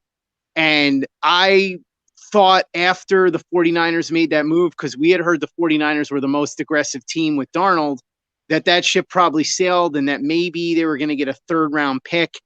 A 2, a 4, and a 6 seems like pretty good value to me, especially considering that they were moving on and going in a different direction. So I'm all for that. I wouldn't have wanted to trade down. And I think a lot of the reason why is what I was saying before, which is the Jets are in a position now to grab a really good quarterback prospect. And again, in 2022, who knows? Like, there could be a guy like, look, we know every year there seems to be somebody that jumps out of nowhere to become a top prospect, right? Zach Wilson is the guy this year. Last year it was Burrow, Baker Mayfield one year. So you go throughout all of these drafts, and there's always that one guy that comes at Carson Wentz, right? That comes out of nowhere and becomes one of the top draft picks. So you could say that could happen next year. But the way I look at it is, you don't know where you're going to be picking next year. You have no clue. If you end up picking 10th, then if you want a quarterback, you have to end up giving up, like you said, years worth of draft picks to get to where you are right now, where you don't have to do that. You can just pick the guy you like if you like him, and that's the end of it. So I think that the best move by far is what they did, which is to stay at 2. And I assume pick a quarterback, and it looks like it's probably going to be Zach Wilson. So that would be. With that? Yeah, that was going to be my question. Who's the guy? Yeah, I that's who I would take too. I've done a lot of work on a lot of these quarterbacks, just watching the film, but also mostly calling around and talking to people that have covered them, or that I even I spoke to teammates and stuff like that. I had Mason Wake, who is the fullback for BYU, on the show. I've done a couple of different shows that are going to be coming out over the next couple of weeks, and what I can tell you is, the thing about Zach Wilson that I love is that people have for some reason decided that because he comes from money, that must be a black mark, like he's a spoiled brat or something like that. From everything that I've heard from people I've talked to, he's the exact opposite of that. And the funny thing is, having money actually probably worked to his advantage in a way that you wouldn't necessarily expect, because he's so driven. He's so obsessed with being the absolute best. And when you combine that and his work ethic with the financial means to get the absolute best coaching and the best training available, that's when you are able to turn into one of the top quarterbacks in the entire country. And there's so many stories that I have heard about, him working, like he was 5'10", 150 pounds as a high school junior. And one of the guys that ran one of these camps told his father, "Your son's a quarterback? I mean, he's 150 pounds. And from there, he was determined to put on weight, put on muscle. And I don't know if you saw this, but at the combine, he had been telling everybody he was 215 pounds and no one believed him. He weighed in at 215 pounds. You go through, driving 6 hours to go work out with John Beck during the pandemic, back and forth, working on all kinds of different things. In fact, he specifically worked with John Beck on how to throw with bad footwork, because he doesn't want to throw with bad footwork, but he wanted to be able to do it if he was in a position where he was forced into a spot where his feet weren't good. So, you look at that, you look at his pre-snap recognition, you look at the way that he reads defenses, how he processes quickly, his accuracy, his ability to throw into tight windows, to get out of the pocket and make off-platform throws. I think he really is a phenomenal quarterback prospect. And I know a lot of people have called him a one-year wonder. It's not really true, because his freshman year, he was very, very good. He came in think it was mid-October. His first game was a win against Hawaii. He played really well that year. His sophomore year, before that season, he had surgery to repair a torn labrum. 2 weeks before the season started, he couldn't throw 15 yards on a fly. And I think it was around the beginning of November, he ended up having surgery on his throwing hand. And then magically, his junior year, when he was healthy again, he picked up where he left off his freshman year. So I think a lot of people need to understand that sophomore year was because of the injuries. I have a friend who actually contributes to both the show and PlayLikeAJet.com. His name's Dr. Steven Stoller, 35-year orthopedic surgeon. And he's done a ton of surgeries on sports injuries. And what he told me when I asked him if he'd be concerned is he said, no, torn labrum, no big deal. Drew Brees played on it and played 15 Hall of Fame seasons. So, yeah, that's who I would pick. I'm definitely pleased with that. I think it makes a lot of sense. And listen, if the Jaguars want to shock the world and take Wilson, I'd be plenty happy with Trevor Lawrence too. What's the JetBlue conspiracy? And then we'll let you go. Tell us about this. The JetBlue. This is my favorite thing. I love this so much. You guys are going to crack up at this. So Zach Wilson, I said before, he comes for money, right? So his uncle is the founder of JetBlue. So there are people on like Jets Twitter who started talking about, because a lot of people have been pumping up Zach Wilson, and then you started hearing people saying, "Oh, the JetBlue money is getting to people," and there were actually people pushing this idea that JetBlue was paying people off to say nice things about Zach Wilson on social media and even on TV. So like every time, like I remember when Chris Sims came out and said, "Oh, he's my number one quarterback," and I was joking like, "Damn it, JetBlue got to Sims," you know. And then when I was pumping him up, I was like, "JetBlue, where's my money? Where's my money, JetBlue?" So yeah, it's hilarious. Obviously, JetBlue is responsible for the Justin Fields doesn't like football take. Also with that. All right. You want my own theory on that real quick, Tony? Sure. The Justin Fields. My personal theory is that was probably a scout or two who is on it, who's with a team that wants Fields and is hoping to drive down his stock. That's my own personal Pat McAfee. Yeah, I believe it. Right. I believe it. All right, great stuff. Scott Mason, Play Like a Jet. Tell them where they can find your podcast and find you on Twitter. Absolutely. Boys, a pleasure as always. Love talking to you. I'm happy to come on anytime you want. And if the Jets end up trading one of Darnold's favorite guys over there, you know, we'll certainly talk about that too. And I'm looking forward to joining you guys for a bit on draft night. So everything's over at PlayLikeAJet.com. We got written stuff. We got our YouTube channel now. A lot of cool stuff. We're going to do a lot of things with U Stadium coming up. So I'm I know those guys. Is Frankie Vittorini still with them? He sure is, man. Him and Nick are the co-founders. I know Frankie. Yeah, those guys are awesome. I'm looking forward to doing stuff with them. And then the podcast, as I said, somehow I've been doing it 7 days a week for, over 3 years now. You can find it on anywhere that you download podcasts, Stitcher, Spotify, Google, Apple, all of that. And you just type in Play Like a Jet, you'll find it. Even if you're not a Jets fan, we're doing a ton of draft coverage. So even if you just want to hear about certain prospects that might fit certain systems, or, you know, because you guys are running, I guess, the Sean Payton offense, and the Sean Payton offense is different from what the Jets are going to be running, but there's some similarities. So we'll talk about a lot of these prospects and a lot of draft stuff. So even if you're not a Jets fan, there could be some fun things for you. And also, I should bring this up. I have tons and tons and tons of podcasts about Sam Darnold. So if you want to dive into that, absolutely. And in fact, Tony, what I'll do for you, if you want, I'll at some point after I get off the air with you guys, I'll start going through some old links and I'll send you some stuff that we've done on Darnold. So if you and your audience want to have a listen to it, you're more than welcome. I've even got stuff from when Darnold was drafted. We went through his USC tape. So a lot of stuff there if you guys are interested in diving in on that. All right. Sounds great, man. Thanks again, Scott, man. And you have a good one. Keep up the great work. Thanks, guys. I appreciate you having me on. All right. That's Scott Mason, Play Like a Jet. All right, guys, let's power through. We got to get back to the calls and go. Go, go, go, according to Cody. It's your boy Jay Anderson hitting you up. David Tepper is a clown ass, man. Man, we gone from Cam. He's talking about, I want a Super Bowl type of quarterback. Dude, you had one with Cam. Then you went and you released him, and you got Teddy Bridgewater.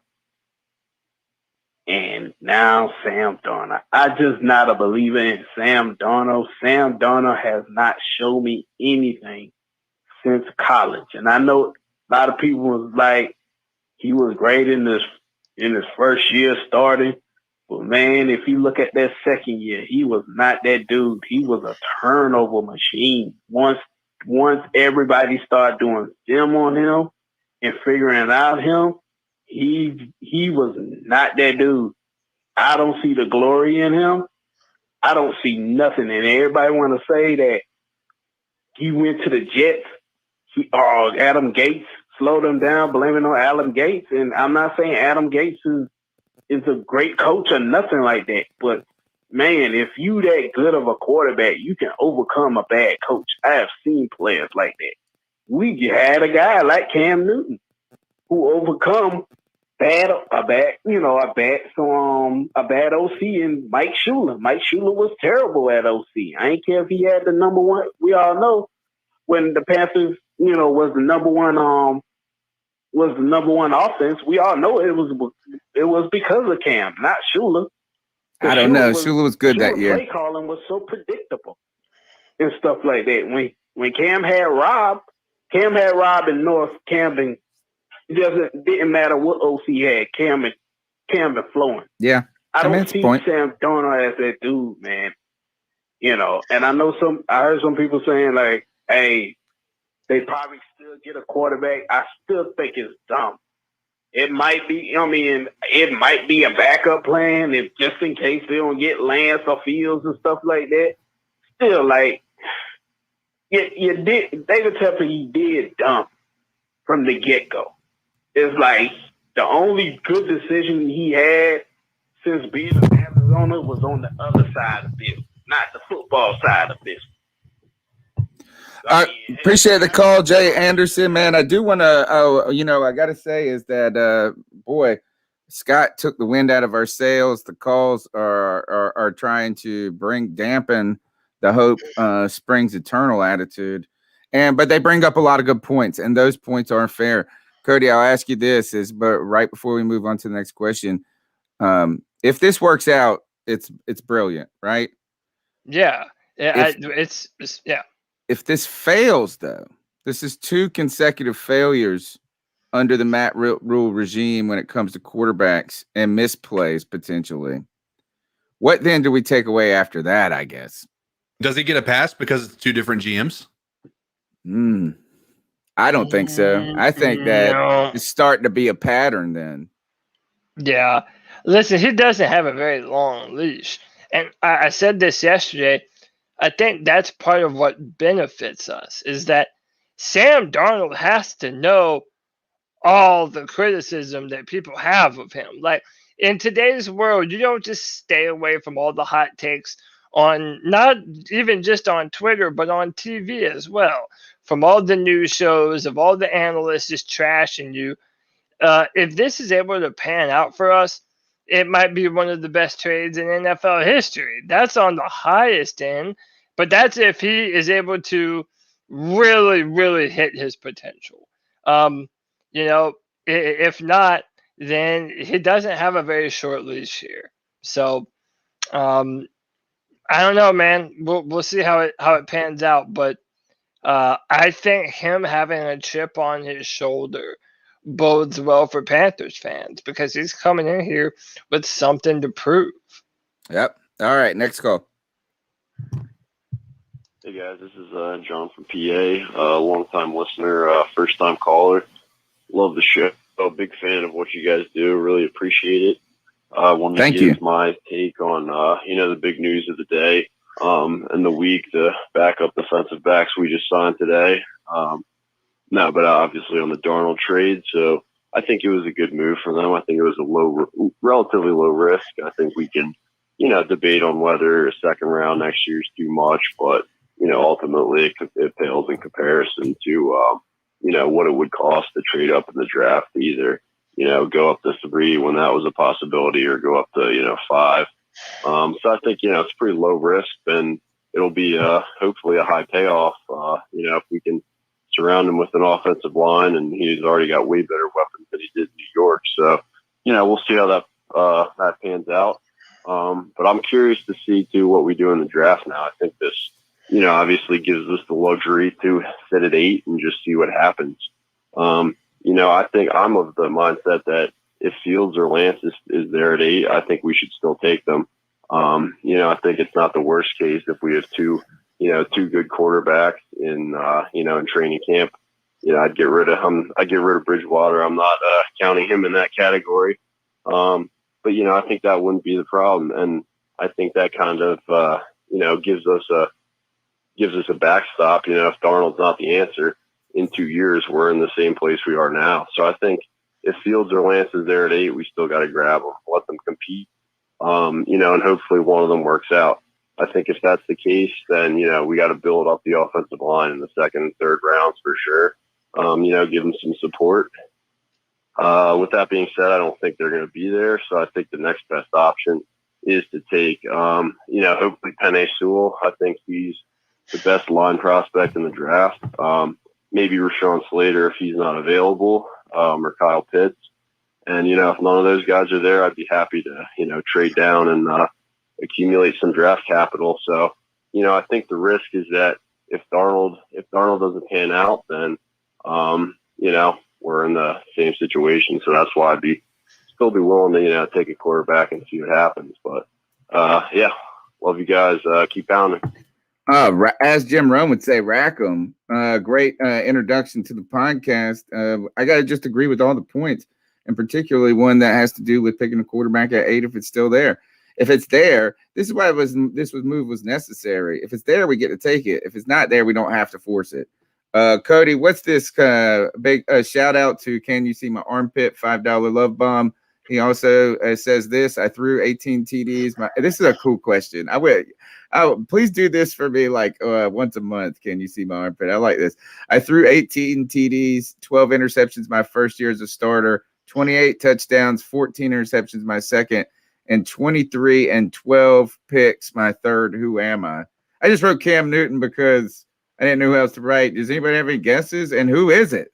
It's not Sam Darnold. No, I know it's not Sam Darnold. Yeah, it's not Sam Darnold. It's not Teddy Bridgewater. Teddy Bridgewater's never had more than 15 touchdowns in the season. So I don't know. He says Tom Brady. Is that real? Damn. I don't know, man. I wouldn't have thought Tom Brady. His first season as a starter, he was a game manager. He was a game manager. He came in as a backup, and their defense won that entire year for them. Like it wasn't. I mean, he wasn't losing the game. He still had that game. He had that baller mentality. He was still able to come in and be very clutch. As is evident in his run in the Super Bowl.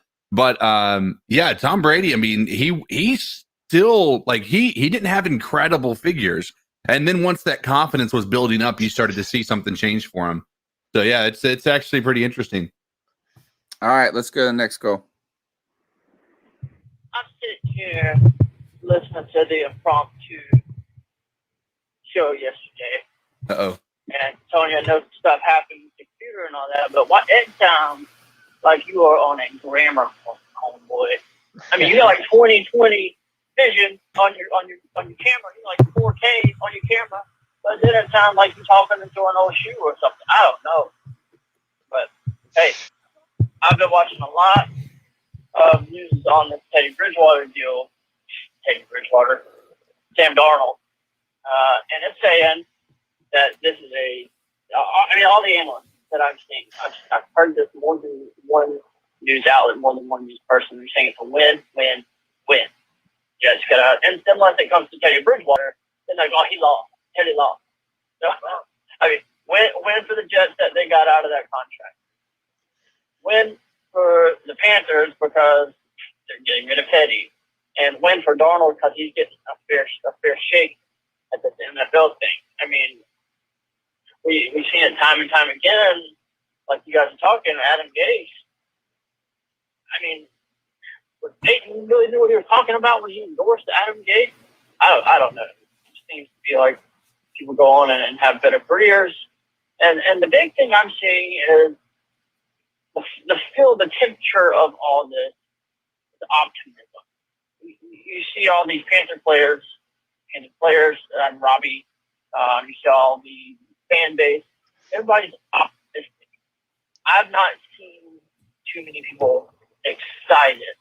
Like it's somebody even alluded to this being like, oh, a starting quarterback got traded, yawn. Like this is huge news. And everybody's kind of optimistic, want to see what happens, but nobody's really excited. I'm optimistic. Is the Teddy Bridgewater at the helm, but man, this seems like a slightly more than lateral step up. I'm not super excited about it. I like our coaching staff and everybody craps on the Jets. And, like Good Morning Football's crapping all over the Jets this morning, going over what's happening. And Adam Gase gets a bunch of hate. Homie's going to get on the commissioner exempt list just to be a second coach.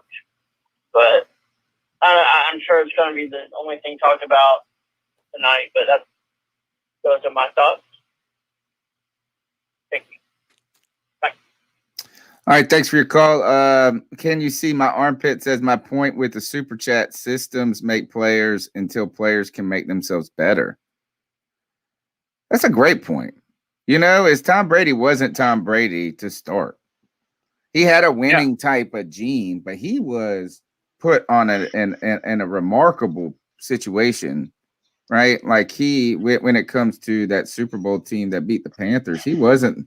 Or the year before, like, I mean, he was just not, he had a good defense. He had a lot of weapons, you know, I mean, it was a good situation, good coaching.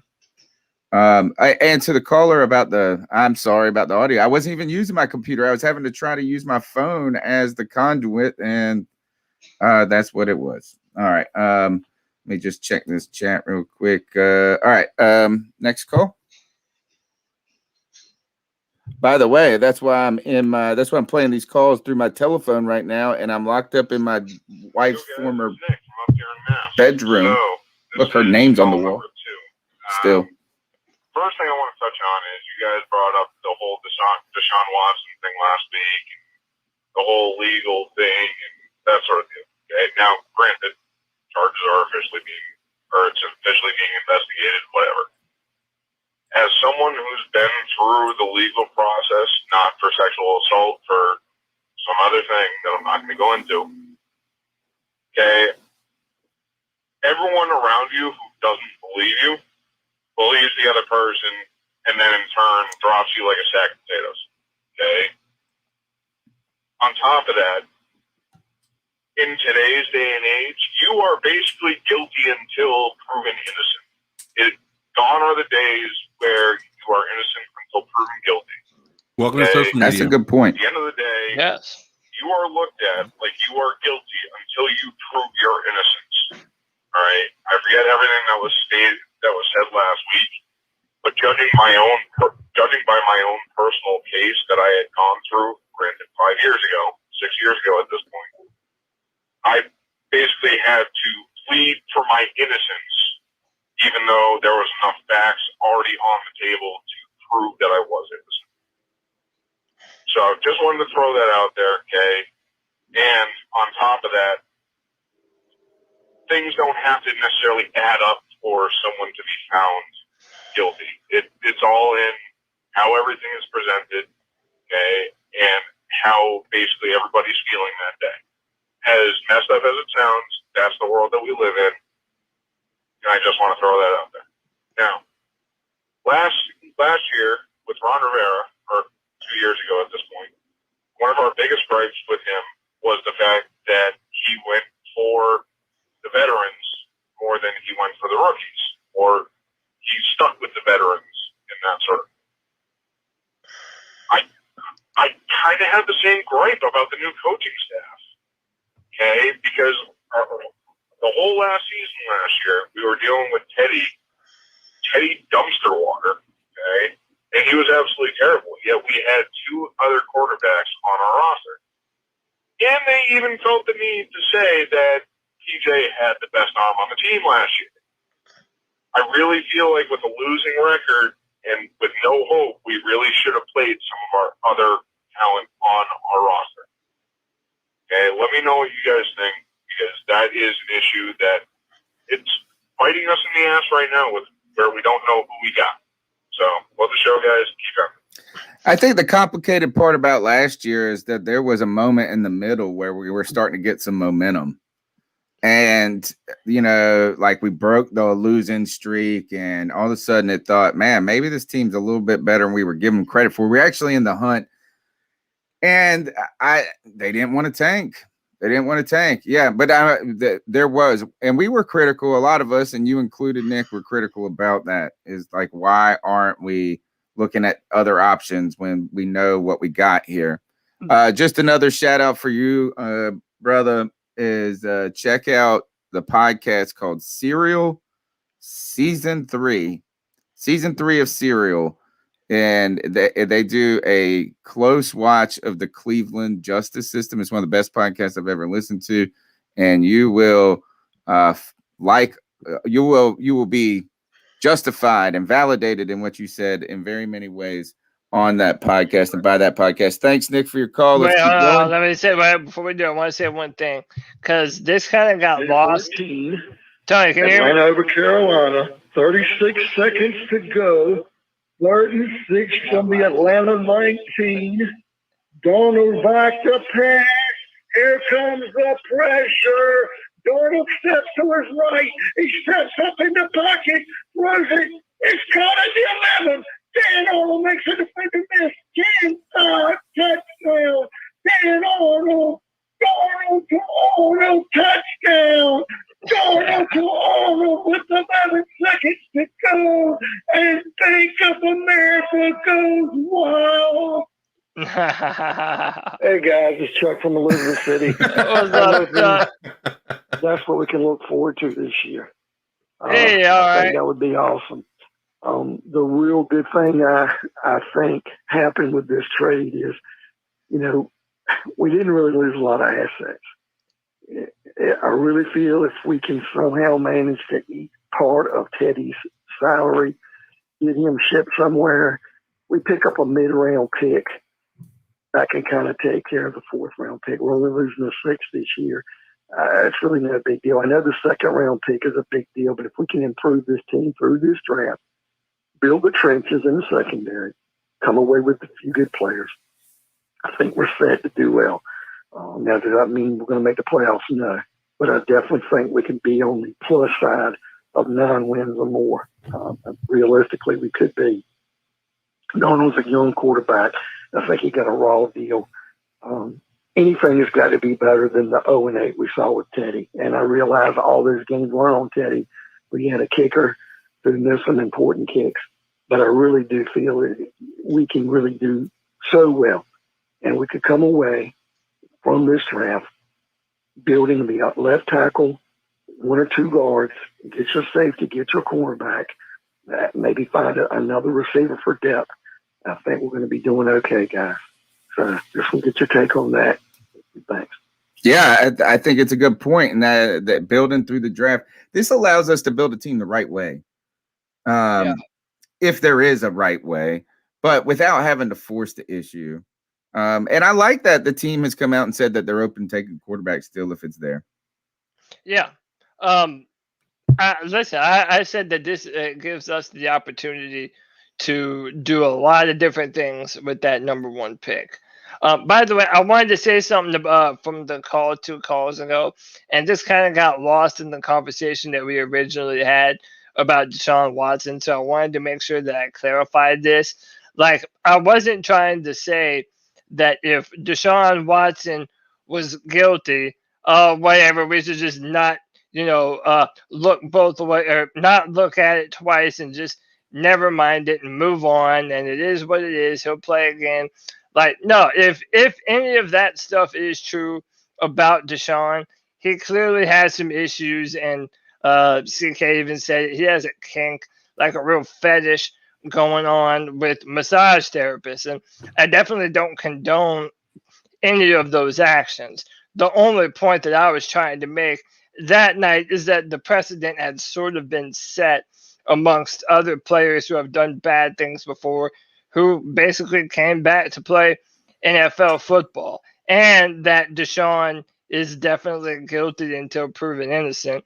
In today's world, that's pretty much how it is for everyone, especially with the whole Me Too movement and people believing women, so I didn't want to make it sound like I was like, oh, that's okay, it's not a big issue. I was just saying Deshaun deserves his day in court. That's all. If it is true, then I definitely wouldn't want him to be our franchise quarterback. Some people in our Discord were kind of confused about that, so I felt the need to clarify a little bit. So, all right, next call. Hey guys, it's Chuck from Elizabeth City. Just kind of throwing it out here about the draft. Going back a week ago, we were all worried because Deshaun Watson's situation did not look good.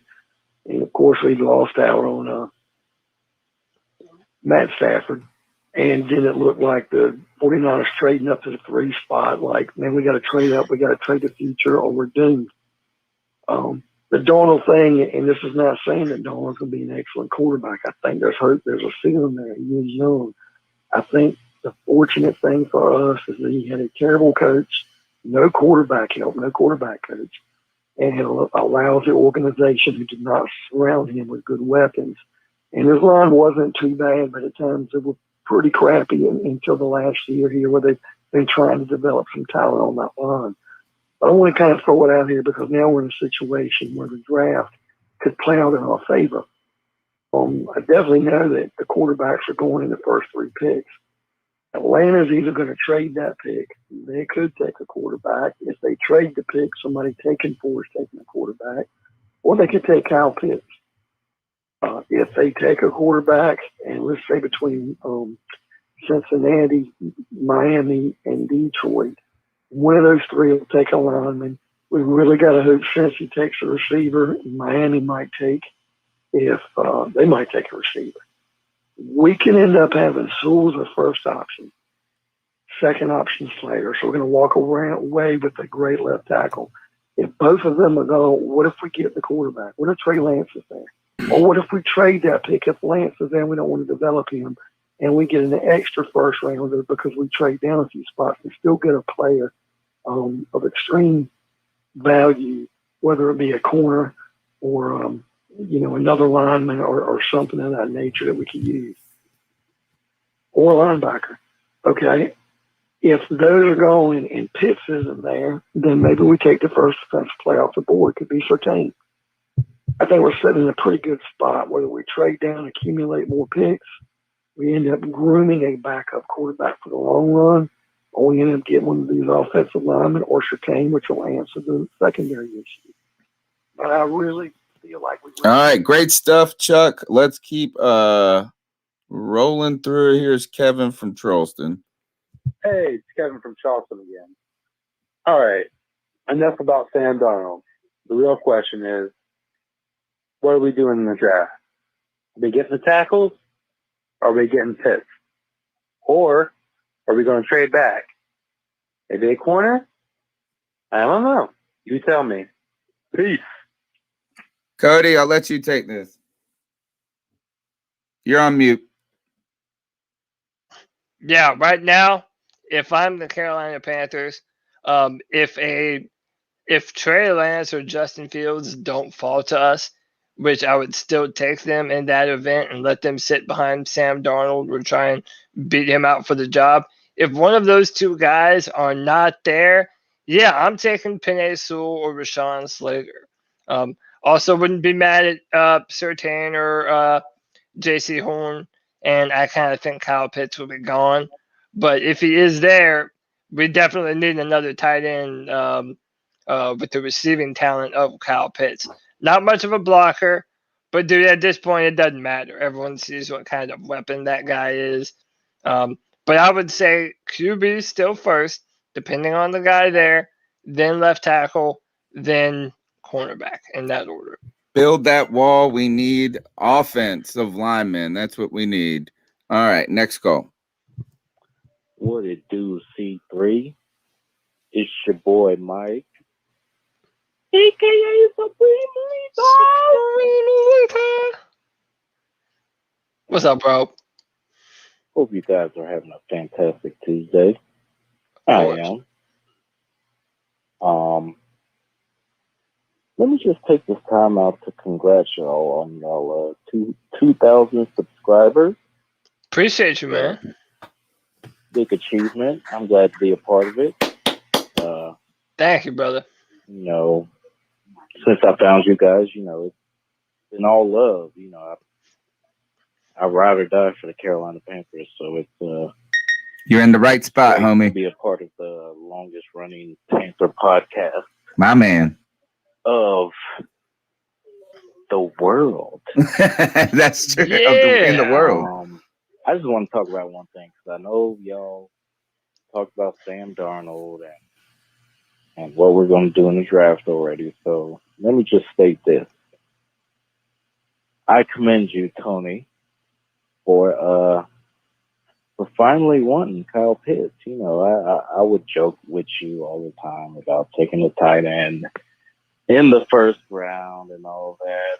I know the history, but kudos to you, good sir. He is a beast, and I wouldn't mind having him, but I would assume if he doesn't go to the Falcons, he's going to the Dolphins, maybe. I don't see him sliding to us, but regardless of the fact, we should get a Panay Sewell or Rashawn Slater. So, yeah, that man feels so good.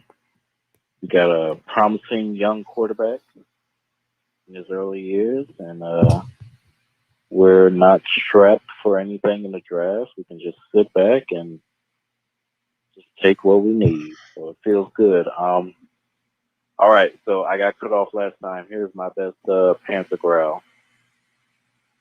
Oh.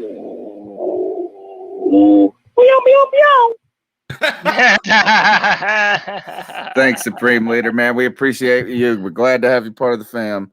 All right, next call. Yo, C3 podcast. What's good? It's JDO before. I think it's my second or third time calling in, but no, guys do want to throw out my opinion on everything so far. And personally, I'm optimistic about us picking up or trading for Sam Darnold. I off the dude's talent alone, like I watched a little bit of his highlights stuff, a little bit of film on him. He's easily more talented than Teddy. So pairing him up with our coaching staff, if they can get all the bad habits that he developed being with the Jets out of him, and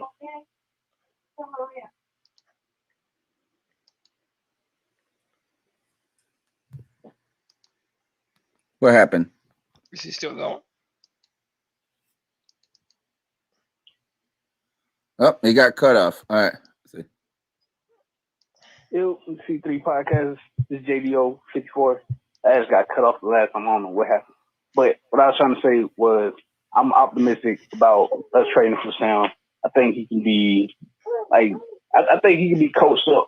Like his ceiling has to be higher than what Teddy is, because at this point everyone knows what Teddy is. So I'm looking at him with the same lens I was viewing Teddy through. Like before we traded for him, I was thinking we were going into the season with Teddy. If we did pick up a QB, stuff was still going to need to be built up around whoever is at QB. So with the draft coming up, if they're able to secure the left tackle position or secure the cornerback position, because that's still a question mark, they get these things right. As other people have alluded to, we're not tied to either quarterback for an extended period of time. So if things don't work out, then cut bait. And more than likely, if we're not doing too hot this upcoming season, we'll be in the top 10 again. And if there's a guy there that you feel can actually be a franchise QB, then you move heaven and earth to get him. So I'm optimistic about the trade. Appreciate what you guys doing. I'm out. All right, man. Appreciate the call. I like the perspective. And While you're pulling that up, Aaron Rodgers 2022 if Sam Darnold's a bust. yeah. All right. I think this is the last call right here. Oh, shit. How should we feel about Sam Darnold? Was it just a bad team and organization in the Jets? Did he just not have weapons, or is this guy just not good and was not worth signing him? So that's my question. Is he worth it? Was it just a bad organization, or is he just not good? Thank you. Bye. We won't know until the end of this year. Well, yeah, it's funny that you say that, CK, because what I was about to say is I don't think so. I think we're gonna find out what the answer was real quick. So, for example, I don't think Sam. I don't think we're gonna be wondering who Sam is in week 14, 15. Like, I kind of think we're going to know by the middle of the season if Sam was just a product of a terrible season, or does he actually have, some real deficiencies that he just isn't going to be able to overcome. I don't think that it's going to be some crazy question that we're wondering about throughout the season. I think we're going to know fairly quick. And I think at that point we'll be able to, adjust accordingly. But I think Sam will be able to pick up Joe Brady's offense. And the reason I say we won't know until the end of the year is because the most important one is that second round pick, right? If we're picking really early in the draft because we went 3 and 14, then yeah, that's a big deal. Like, that was definitely not worth it because that second round pick is almost equivalent to another late round first round pick because we're going to be picking early in the second round, right? So we gave up a really high top 50 pick. And so, yes, that also plays a part. The other part is it's going to depend upon there's so many factors in this that we've got to think about, right? Number one, if Sam Darnold comes out and he's just okay, he's not fantastic, but there was a quarterback sitting there ready for us to draft at 8 and we decided to pass on them and they come out and they ball out, then it's a bad move there. Even though it may not have been a bust for Sam Darnold, we didn't pick Trey Lance, who came out and threw 40 interceptions and broke a rookie record for whatever may come up. Like, there's too many moving. That's where I say that until we see what happens, obviously through the season, but specifically until the end of the season, we're not going to know. I mean, I'd love to be able to tell you right now that and abate all your fears that Sam Darnold's going to work out, that it was all coaching. None of us know that. We're just hopeful and optimistic that the hope that he held as a number 3 draft pick in the NFL 3 years ago is still there, and that we can maybe find a way to bring that same Sam Darnold back to the forefront and actually maybe make him better. But right now, it's a big question mark. We won't know until it actually happens. All right, I think I found Blake B's call. Tony, you long hair, Italian madam. I'm not letting you off the hook. You might have thought you got away with it. Oh, no, sir. No, sir, buddy. You skipped my call last week, homeboy. 6436. I'm not going to give the whole number because y'all bleep that out, and I don't want that out there anyway. 6436. Last 4. I still think it'd be funny today. Shoot. I don't know if you believe them mugs, but hey, the Panthers organization is on fire. It's on fire. I love the analogy. The glass has been broken. The hatchet is out. And they action of Eddie B. Game of Thrones style. And then chopping them. He's over. He's out. Sorry. Hey, I don't know what to think about this.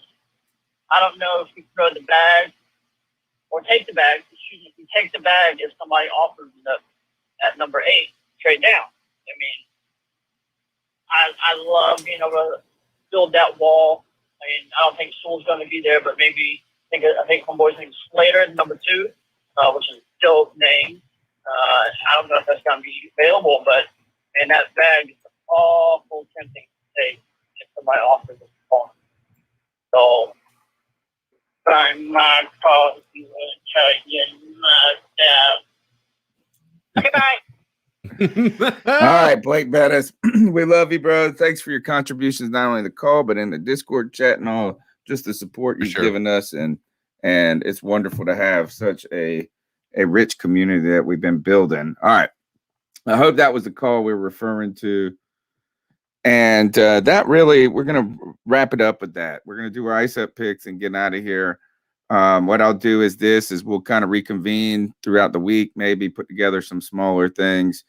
And just make sure that we have turned over no rock goes unturned or no stone goes unturned or whatever.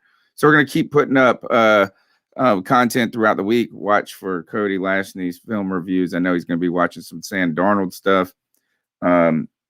Ice up picks. Anybody got one they're ready for? Yeah. Oh, nice. What you got? All right. So we have, I don't know if you guys know this, but we have a private chat between the people in the show. And Tony was very insensitive to Cody in the chat. And so he told Cody that if he needed to roll out, that we can handle the show. And I just thought that was very insensitive. He could have used any other terminology. If you need to get off of the show, but no, he decided to use roll out.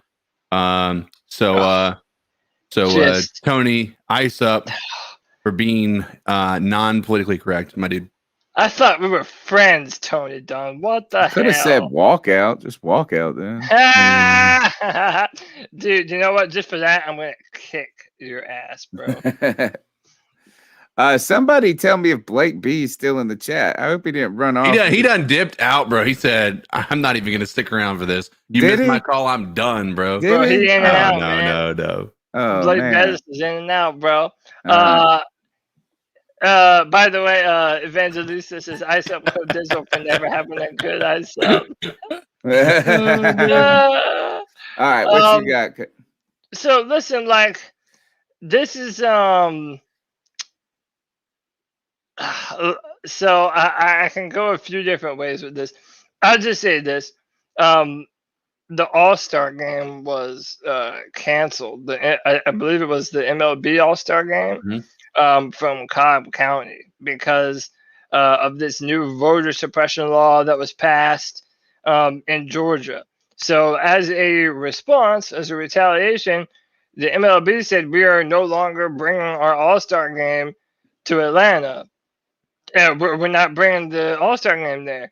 And my initial reaction was, I don't necessarily have all the fine details, but aren't you still just hurting the people that have already been negatively affected by a bullshit law? Like now, not only do they have their voting rights suppressed, but now they can't go see the fucking All-Star game if they wanted to. Like, I get that it takes away money from the state, and it's supposed to be like, like a way to show that that's not okay. And I understand it. I'm definitely not down for voter suppression, but in the same light, then you're taking money away from all the people who voted against the laws and against those voter suppression tactics. So again, it's kind of like cutting off your nose to spite your face, in my opinion. I don't necessarily know that gets to change what you're trying to affect. I don't necessarily know that it serves that purpose. So I kind of think you're just hurting the people that have already been negatively affected. So I would say to everyone who's just willing to burn everything down, if they're not able to, get their vote passed or whatever it is, it's kind of narrow-minded, and I think there's too much of that in today's world. So I would say to the MLB, ice up, because you're still hurting the people that have already been hurt by the new law. So it makes no sense to me. It's like boycotting Coke because they're based out of Atlanta. I know there's other things that are people boycotting. Right now is not a good time to be Coke, but it's all kind of very similar. And you're not help. It's kind of like when people were using you're protesting by destroying stores that have nothing to do with it. Same concept here. You guys are making decisions that are hurting the people that are impacted by this more than helping them. It's just so backwards. It's not even funny. They think they're hurting the state, and they are to a degree, but you're very much more hurting the people that are needing those jobs for the stadium. You're hurting the people that would love to go to those games in the midst of a pandemic when they haven't had that type of a experience. You're taking that away from people that really need it. So I agree. That's a great ISA pick, man. It worked for the NCAA though in North Carolina, and they got HB2 repealed that way. Hey, I guess you're gonna bait me into being the opposite on this ISA pick, and not that first is that this is what the fact that we're all surprised that the first thing that people do when they get into office is try to gerrymander elections. They redo districts. They do voting law. That's the redoing of districts is the biggest thing. In North Carolina, we have some real shady mess that just doesn't make it fair. Like you don't get the right candidates in. They don't have a chance. So I do commend people for for taking a stand when it comes to voting laws. I do have some questions about business and how they are influenced, but I'm going to ice up Mitch McConnell, who has been very critical about these companies, MLB, and these boycotts. He said this, quote, "From election law to environmentalism to radical social agendas to the Second Amendment, parts of the private sector keep dabbling and behaving like a woke parallel government. Corporations will invite serious consequences if they become a vehicle for far left mobs to hijack our country from outside the constitutional order. Businesses," he continued, "must not use economic blackmail to spread disinformation, push out bad ideas that citizens reject at the ballot box." The interesting part about this is McConnell was a staunch supporter of the Supreme Court's 2010 decision, Citizens United, which made it so all of these CPACs or whatever they're called, the super PACs, can exist, where they basically open the floodgates on business donations to campaigns. They supported the rights for business to have political agendas. And now you're upset when the political agenda of businesses, and very big ones and powerful ones, just don't happen to be on your side. You didn't have a problem when oil was lobbying for this or that.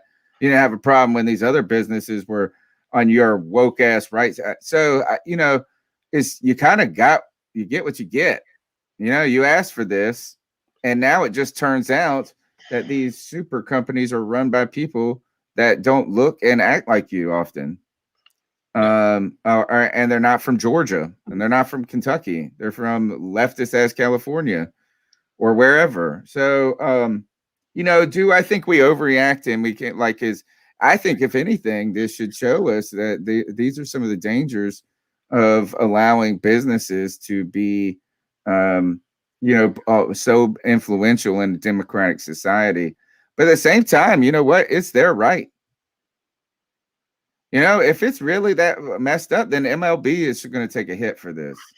Is that they should, and maybe they should take a hit.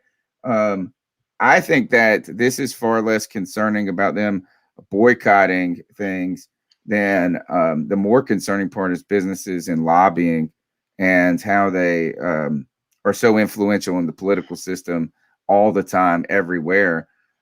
We should probably be concerned with some of that. So to Mitch McConnell, ice up. All right, it's the C3 Panthers podcast brought to you by CarolinaChronicles.com. We did skip a few calls tonight just because there were multiple calls. So I played as many as I could in the time fashion. It's 12:30 right now. We're going to be, talking and discussing strategies for pushing this along in different ways going forward. But we appreciate all y'all's support. We're glad that you guys are taking advantage of the Cat Calls line. The number is 252-228-5098. It's open all the time for you to voice your opinion. Someone go tell Blake. I find Blake and tell him I played his call. This Italian motherfucker did that. All right. I'm on Twitter at @cat_chronicles.